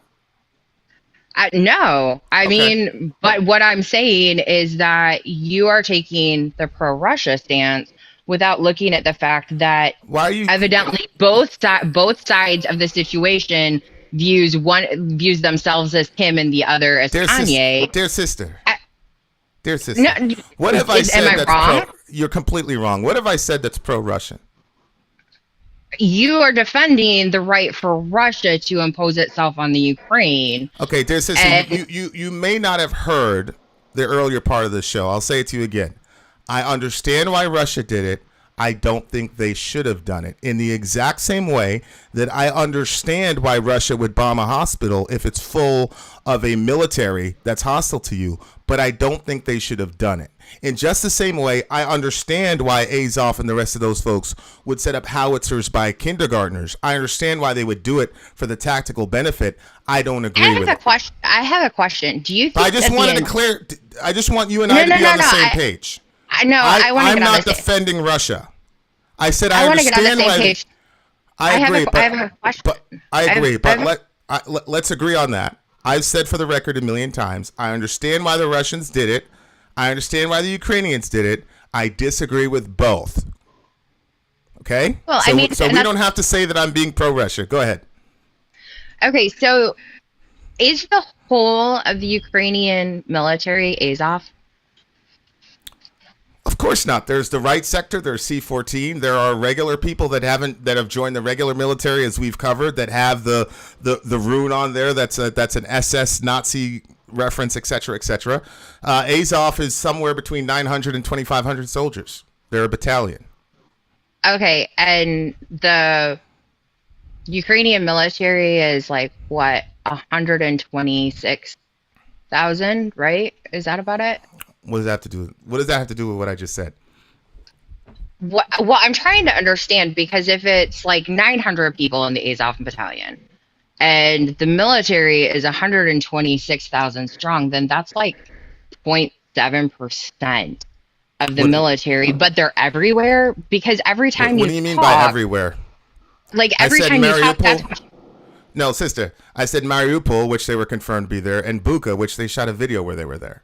Again, a battalion is a military outfit that has companies. So you could have 400 of your company, a company in Mariupol, and another 200 in Bucha, and another 100 in Kiev. So secondly, Sadie, let's not lose focus here. There are multiple racist militias in Ukraine. Mm-hmm. So much so that they can have parades on the streets and name streets after Stefan Bandera. So Azov is irrelevant to the point that I made. The point that I made is that we have video of kindergarten teachers complaining about Ukrainian military assets setting up howitzers by kindergartens and malls and going to hospitals. You also agreed that was strategic. I mean, and I also said it was massively immoral.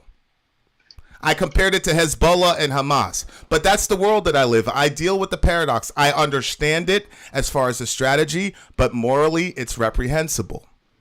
Well, morally reprehensible, it is, but it doesn't change the fact that it's urban warfare. Right. So we don't have to be simplistic and say that people are defending Russia because I'm saying I understand why the Russians did it. We don't want to represent people when we're debating. Let's just say what people are saying.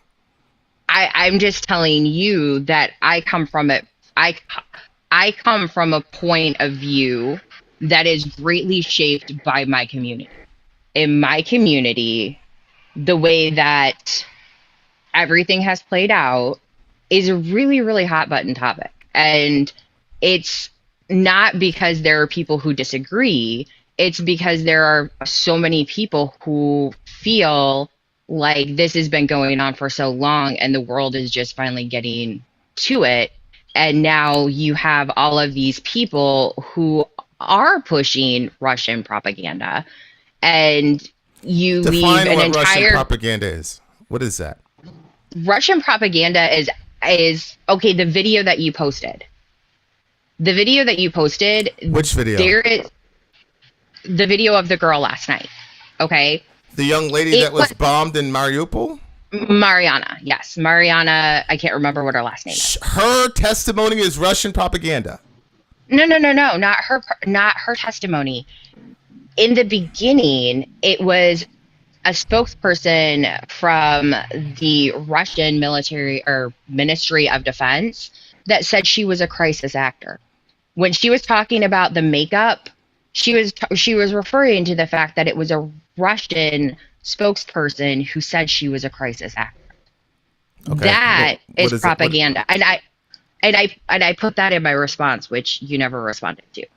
It was Russian propaganda saying she's a crisis actor. And then you have all of these people who are like, she's obviously a crisis actor. Well, she did an interview with the Daily Telegraph in New Zealand. She did the video that you showed last night.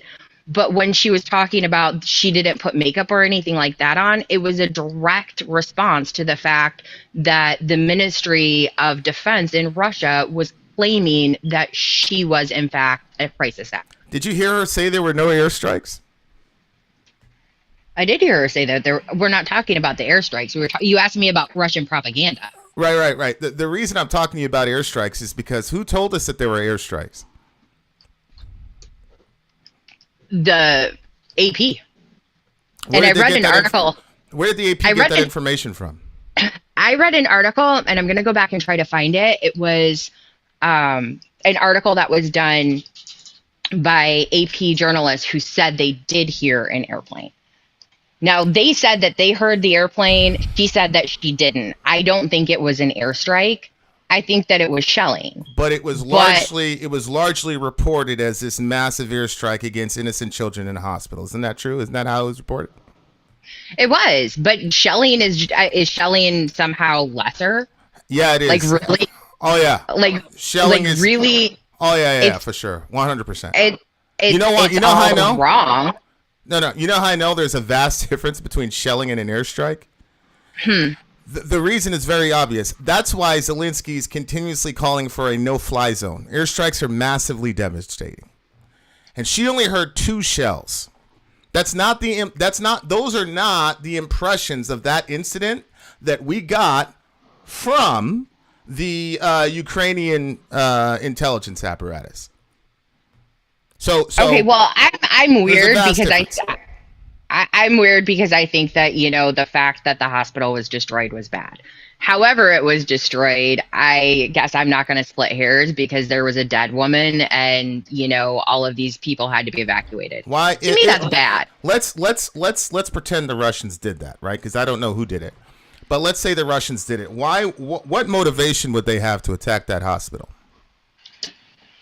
Well, I'm sure that the motivation that they have is because there was Ukrainian insurgents and military there.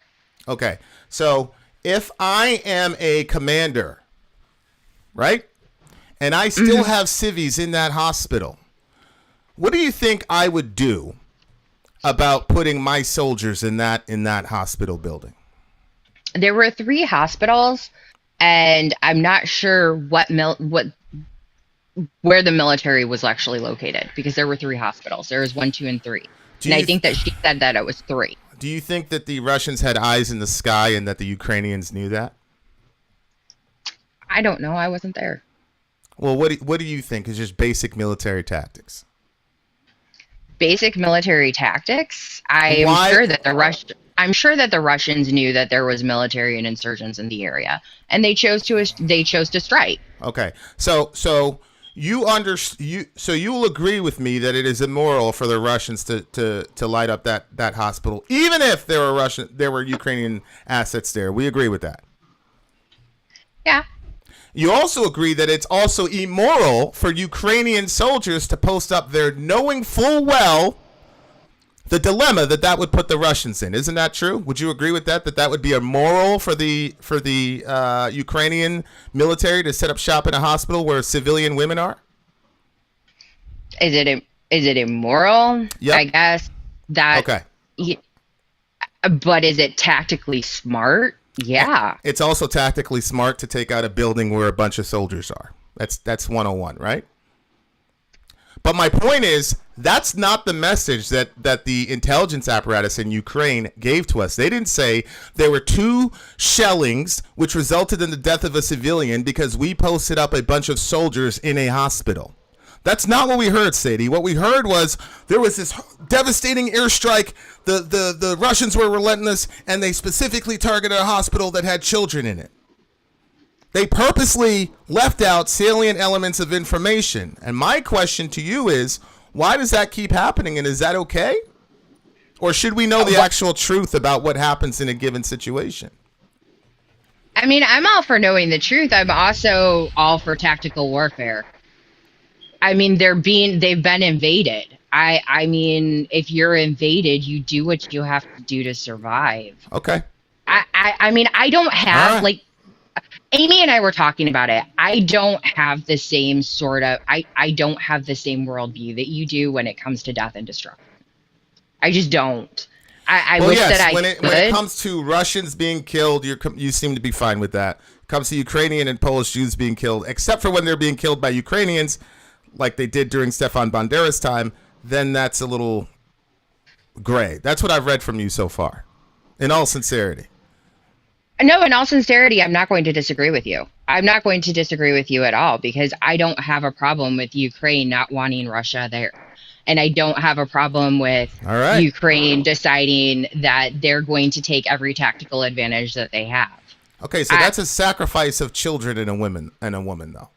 They sacrifice. They sacrifice that girl for a military tactic. Russia decided to strike. Okay, so there you go. Russia decided to strike, and Ukrainians decided to sacrifice their own folks to get a psychological operations media boom. Okay. I think that it was. I think the psychological media boom happened after the fact. Oh, it absolutely did. I don't think that was. I don't think that it was forethought. You're completely, Sadie. Are you telling me that the affections and emotions of regular Americans were not stirred when they saw the picture of the hospital being bombed and the lady on the stretcher? You're saying that was not that was an effective psychological warfare? Oh, I'm not saying that it wasn't effective psychological warfare. What I'm saying is I don't know that there was that much forethought to it. I don't think that there was honestly that much forethought. They accidentally sent the soldiers into the hospital, then accidentally left out that soldiers were in the hospital, accidentally put that it was an airstrike instead of 2 shells. All those were just coincidences. A wonderful Felix culpus.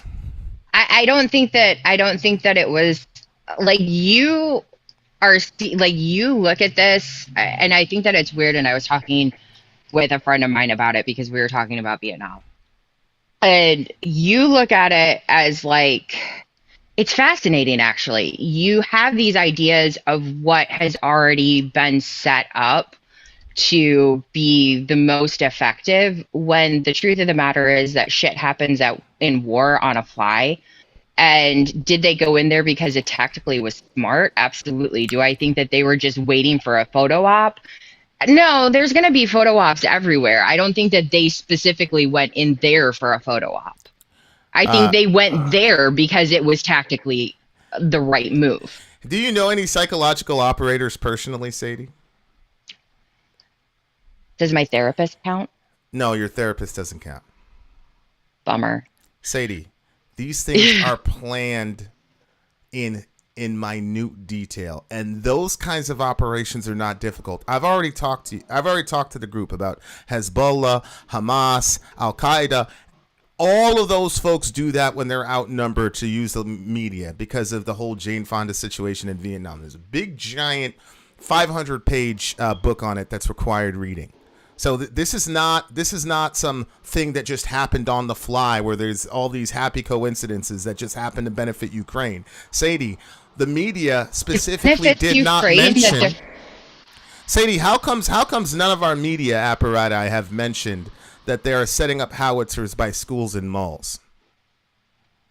See, I don't know because I don't read I don't read American, so I am aware of this. Like, you're asking me something that I can't answer. Get me the article where it talks about that. What media apparatus are you? Because I mean, you talk about BBC, which is state-run media. Tell me. No, I think that it was actually Al Jazeera. Okay, Al Jazeera. Okay, great. Okay, get me the Al Jazeera article that specifically mentioned the schools and the malls having howitzers. Can I post it in the responses so I don't have to do it now? So you don't have it right now? I don't have it with me right now. No, I have to go back and find it. Okay, why do you think the American media, just speculate, why do you think the American media hasn't mentioned the howitzers by schools and malls? Well, I'm sure that because it's propaganda. I'm not saying that that Americans and the West aren't using propaganda. I've never said that. Well, the Americans in the West are getting their information about Ukraine from the Ukrainian state-led government, right? State-led media. They're also getting it from the AP reporters who are not technically part of the Ukrainian apparatus. Says who? I mean, they're not being paid by the Ukrainian government. They're just not. I didn't say it. Whoa. I didn't say anything about being paid. What I'm talking about is cooperating in purposeful misinformation and disinformation. The AP didn't mention the Ukrainian soldiers in the building. How come? I'm going to have to go back and look at all of the articles that I have saved. The AP definitely didn't mention the soldiers in the hospital. How come? Since they were there. Because it's propaganda, Vin. Okay, so that means that the AP is participating in Ukraine's propaganda efforts then, by your own admission. I guess so. Okay, so that's my problem. I'm not. But the thing is that I'm not gonna fault them for it. Like, I just can't. Right, because I know you have an anti-Russian bias. So anybody in anything that does anything that's against Russia, you're willing apparently to sacrifice women, kids, the truth, everything, nuclear war, everything to get at Russia. And what I'm saying is, I just have a different perspective. I don't want to attack Russia. I just want them to leave the Ukraine. I want them to stop going into Ukraine, stop going into Georgia, stop threatening Finland. I don't want to go into Russia. Russia sucks. You want people to stop threatening people? Is that what you said? I want them to stop invading countries. Well, you said stop threatening Finland. Is it okay if they threaten Finland or no? No, they probably shouldn't threaten Finland. Okay. Say that. Isn't eastward NATO expansion threatening Russia? Oh, I love you. I have to go. Okay. Thank you so much for coming on. That was Sadie, ladies and gentlemen. We're going to give her a, what do you call that thing? What's that sound? Where'd it go? The DJ ear horn, if I would unmute my thingamajiggy here. Sadie Douglas, ladies and gentlemen. Thank you so much, Sadie, for participating. That was amazing. Thank you so much for coming on. And that's what we do, guys. We go back and forth, have a little something, and then bang. Shout out to Sadie for coming on. That was really, really good. I appreciate it. Okay. All right, guys. I don't know what I'm gonna do. Let's play the Brian Stelter thing. Absolutely. She's got guts. There's a lot of look. I'm not going to say if you don't do what Sadie did, you're a punk, whatever. Some people are just better typing things out, than just, whatever. So, but I would like it if you would come on. Hopefully I've demonstrated. I'll give you time. I won't be hostile to you, etc., etc., etc. And I wasn't really looking at the comment section because I was listening pretty intently to what Sadie was saying. Some of these comments are too hostile to the caller. Please don't do that. That's why people don't call. Be respectful. Oh, yeah. Try not to be hostile. Look, if you disagree with the caller, disagree with the caller. If you disagree with your brother, disagree with your brother. Right? But yeah, we need more people to call in. And again, guys, the point is not necessarily to debate, although debates are fun. The point is, we, as Sadie and I have just demonstrated, we cannot trust our media. So what we've got to do is we've all got to come together, look at the same picture, and compare notes. And hopefully, when those discussion happens, the truth and the antithesis becomes more clear, and then we're more able to make an informed decision. So thank you guys. Thank you guys for that. Great job, Sadie. Let me play one more real quick. I have an appointment at 10 p.m. Eastern time on the other channel. Not really, commenting on that, but there you go. All right, so let's try the Brian Stelter situation. And it's a Ben Shapiro clip, but I'm going to fast forward the commentary because we got to go a little bit quicker. There was this disinformation conference. Amazing. Thank you. Thank you for doing this. Really appreciate it. I'm Daniel Schmidt. I'm a freshman at the University of Chicago. My question is for Ms. Applebaum. So in 2020, you wrote, "Those who live outside the Fox News bubble do not, of course, need to learn any of the stuff about Hunter Biden," referring to his laptop, of course. A poll later after that found that if voters knew about the content of the laptop, 16% of Joe Biden voters would have acted differently. What? No. 16%? By the way, guys, this is a clip about Brian Stelter, I think is his name, the CNN guy, being interviewed, and apparently this is a viral video that went all over the place. This guy is asking about the Joe Biden. Shout out to Denny Ringus. Thank you for liking the show. Okay, so this guy is saying that there would have been a 16% variance in voting if they would have known about Hunter Biden's laptop. That is crazy. That is, oh, there it is right there. November 26th, the Post-Millennial, the Times Free Press is saying it. Let me send you guys the screenshot. That's unbelievable to me that if that's true. 1 in 6 Biden voters would have changed their minds. 16% of Biden voters would have voted differently. That is incredible. The Hunter Biden laptop story was an actively suppressed story by our media. And just to give you guys context, I don't know if you remember this, before the Russia excuse for why Hillary Clinton lost, who remembers what the main excuse that Hillary gave for why she lost was? Who remembers? Dun, da, da, da! The James Comey email. You guys remember that? It's like a week before the voting happened. James Comey announced again that he was opening an investigation on Hillary, and that was the big thing that they were saying was what cost them the election. And then, of course, the Russia thing metastasized into the nonsense that we saw it was. So here, this guy's. So now what happened is, right before the election, the Hunter Biden laptop thing goes crazy, and big tech, media, all coalesced together to stifle that report. New York Post posted it on their Twitter account. Twitter actually suspended the New York Post Twitter account to suppress the story.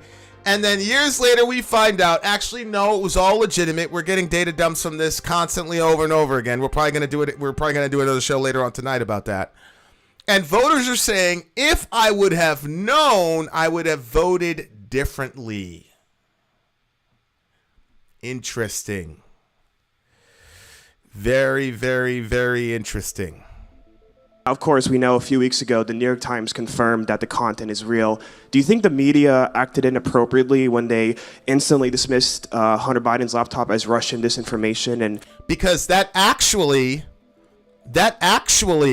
resulted, dear listener, in, quote, election interference. Now, look, I don't care if we have Trump or Biden.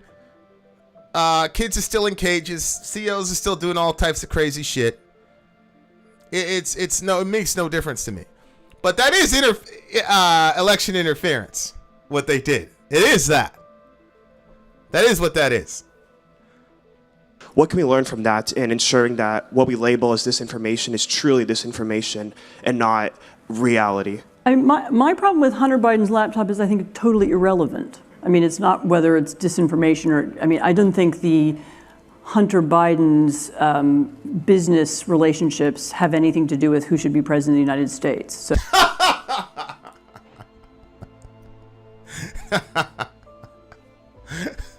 SubhanAllah. The arrogance of these people, wallahi. So, a couple years ago, this woman writes an article stating, basically, the laptop thing is only relevant or real to Trump people, to ridiculous, weird Trump voters. Now that Biden's been elected, and it's come out that the Biden thing actually, the laptop thing was true, now she's saying, I don't need to comment on it because it's irrelevant. It's irrelevant. What the son of a politician? What? As to how that determines who should be the president of the United States?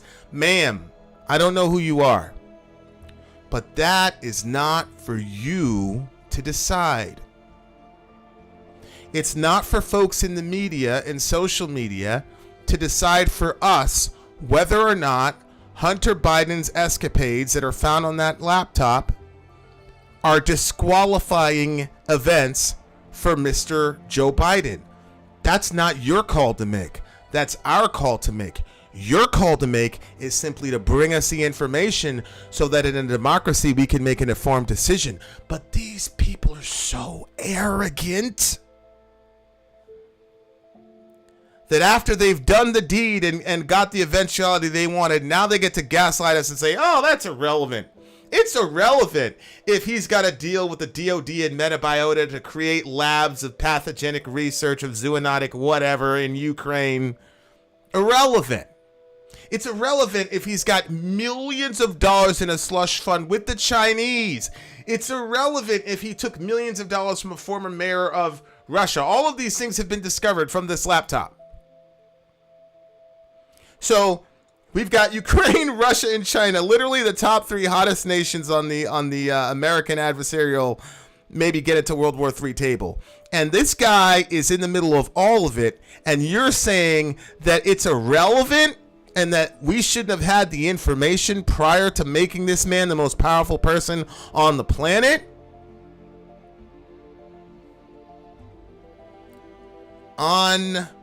Unbelievable. As Alden expertly states, if it was irrelevant, it wouldn't have been suppressed. Simple as that. Correct. If it was irrelevant, it would not have been suppressed. Correct. But now that she got what she wanted, she can dismiss this guy's question and say, you know, somebody said this is a Brian Stelter video, but this lady, this is not Brian Stelter. But anyway, it's infuriating, the arrogance of these people. And some of you are so Machiavellian that you're like, yeah, but we have to compromise and sacrifice everything to get rid of Trump. I'm telling you, we cannot trust these people to manage our consciousness. That's our business, guys. What we do with our minds and our votes is our business. What these people are doing is literally managing your consciousness. because they don't believe that you're intelligent enough or whatever, and fill in the blank enough to make the right decision for yourself and your family in a democracy.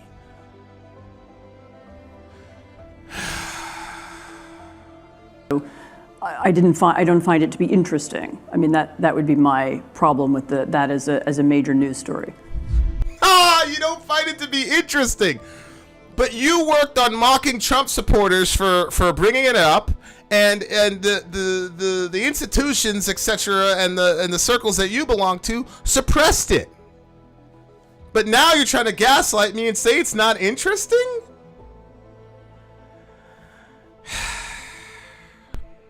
Okay, so it's not a major news story if Ann Applebaum finds it not to explain something else behind it. Okay, so maybe this is a Stelter situation. Hi, thank you for coming. My name is Christopher Phillips. I'm a first year at the college. My question is for Mr. Stelter.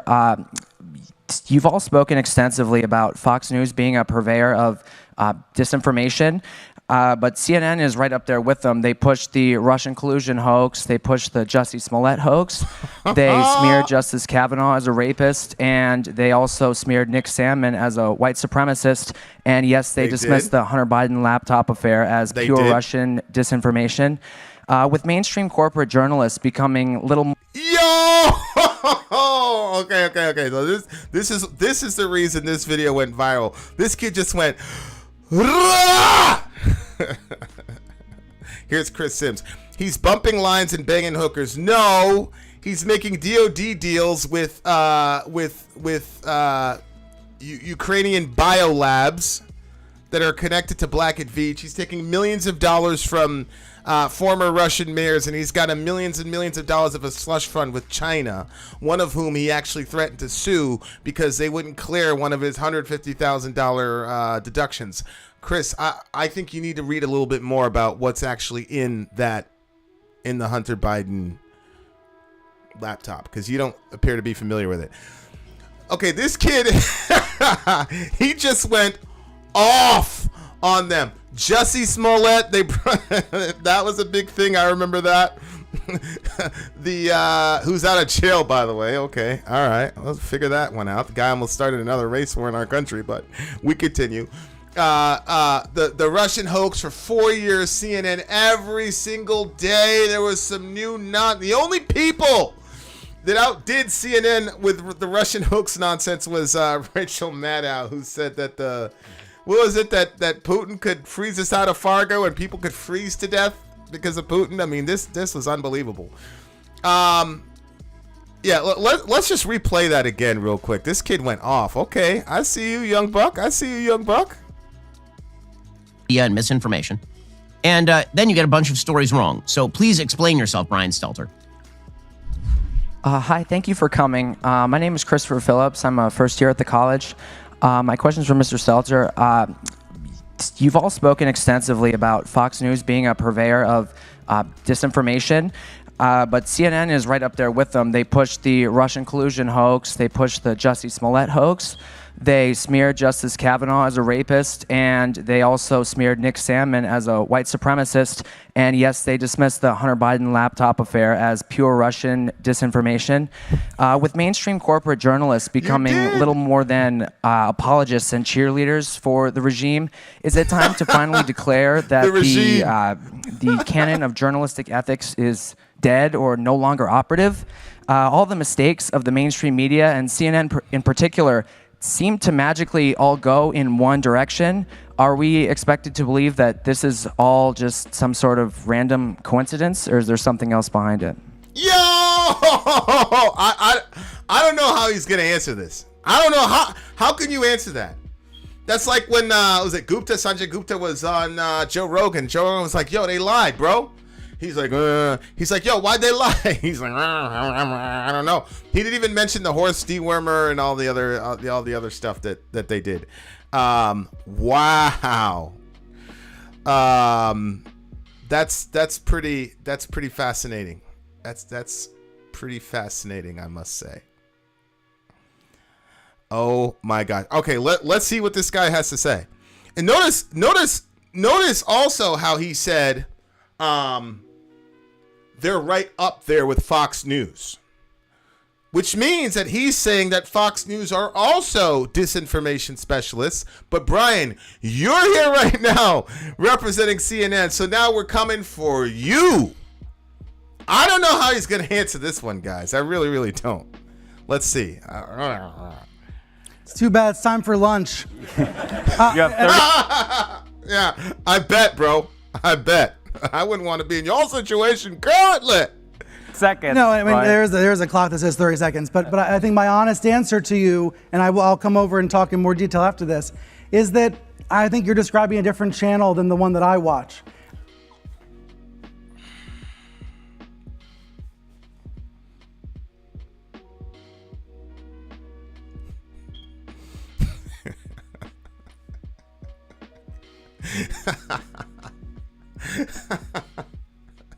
You guys are just watching a different channel than what I watch. I don't know what you're talking about. Address the constant every other day Russia hoaxism. Address the Jussie Smollett thing. Address the Snake Island thing. Address the Horst T. Wimmer thing. Address. You guys were talking about the Hunter Biden laptop and the crazy right-wing conspiracy theories, blah, blah, blah, blah, blah, blah. You guys were wrong. Not to mention the Cuomo situation. We're not even going to bring, the kid didn't even bring that up. Kudos to him, by the way, because the Cuomo situation wasn't a disinformation thing. Good on this kid for staying on topic. But holy shit. Yeah. Disinformation and the erosion of democracy. Allahu Akbar. I mean, what?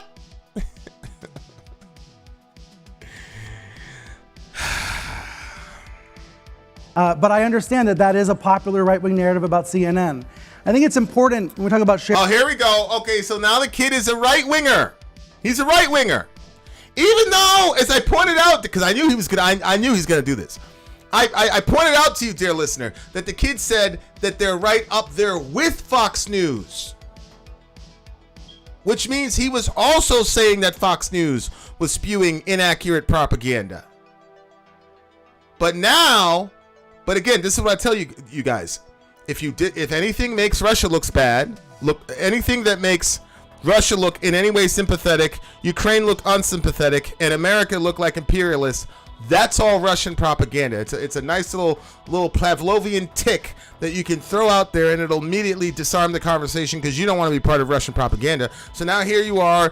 This looks to be like some sort of left-wing outlet. There's Stelter. There's the other crazy lady talking about the Hunter Biden laptop thing didn't matter.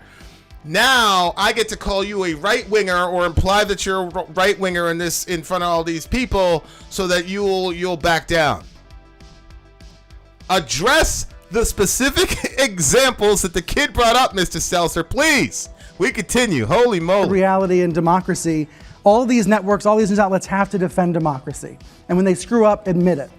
But you don't. You do. As I've said over and over again about CNN, they will scream the propaganda and whisper the correction. They did this with the Snake Island thing. Anderson Cooper, that's how I found out about Snake Island. The Anderson Cooper, they had a thumbnail of him. He was always crying.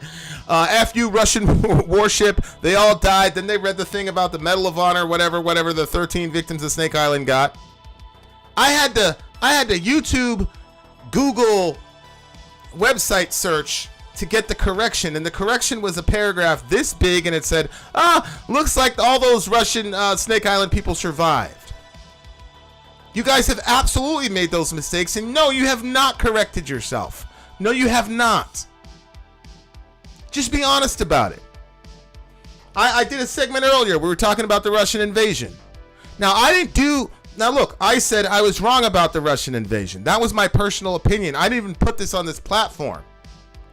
But I'm a real stickler about if I'm wrong or if something needs to be corrected, I want people to know that. So no, you guys do not edit yourself. You guys do not issue serious corrections, and there's no consequences for your guys' horrible reporting, especially when it's in the service of the Democratic Party. Keep in mind, dear listener, I didn't say in service of the left. Those aren't the same thing, as I've learned through this channel and you beautiful people. We continue. Benjamin Hall, the Fox correspondent, was wounded in Ukraine. The news crews at CNN and the New York Times stopped what they were doing, and they tried to help. They tried to help him get out of the country. They tried to find the dead crew members. That's what news outlets do. That's how they actually do work together. To your question about... Okay, you can stop right there. I just have a question. What in the hell does that have to do with CNN? Okay, that voice is kind of a little bit grating. Shout out to Ben Shapiro, though. No disrespect. But how was I wrong about Russia? Because I had a personal friend of mine that I joust with on a daily basis, and he was telling me they're going to invade, they're going to invade, they're going to invade. I'm like, man, they're not going to invade. Then there was another channel where people were asking about it, and I said, I don't really think it's going to happen. And I just said it in passing. So I was wrong about the Russia invasion. So I never shot a Middle America commercial about it. But my point is to say, if you have any influencer platform in contexts like this, try to bring out the situations when you were wrong or incorrect. One, to protect people from thinking that you're some sort of bastion of infallible truth.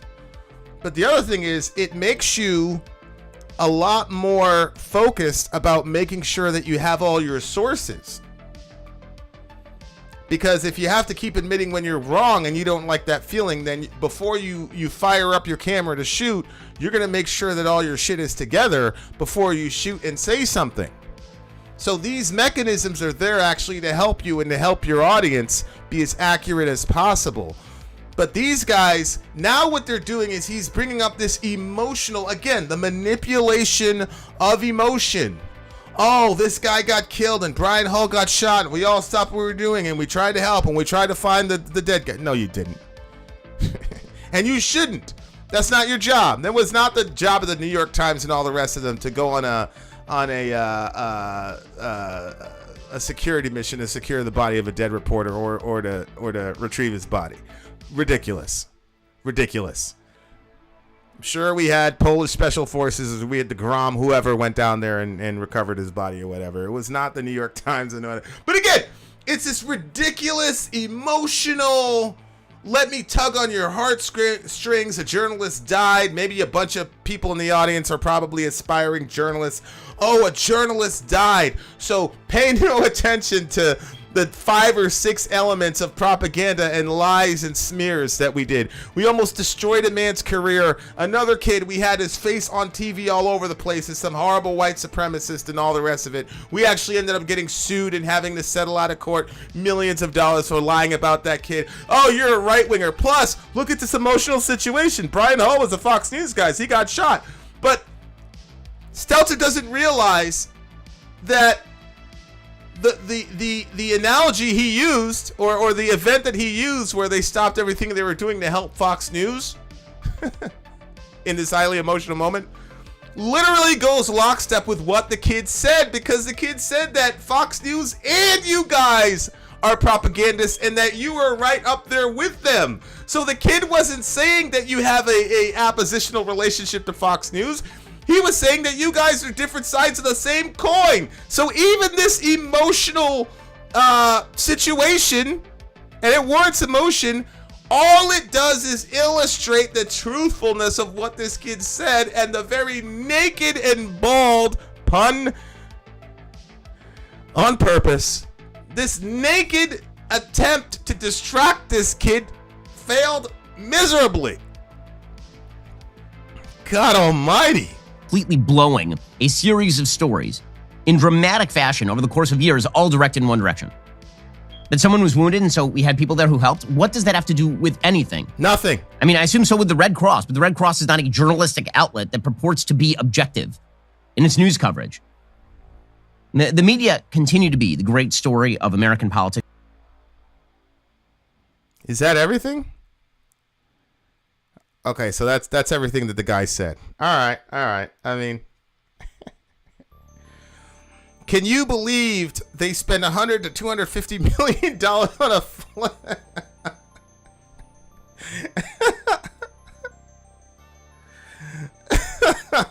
I mean,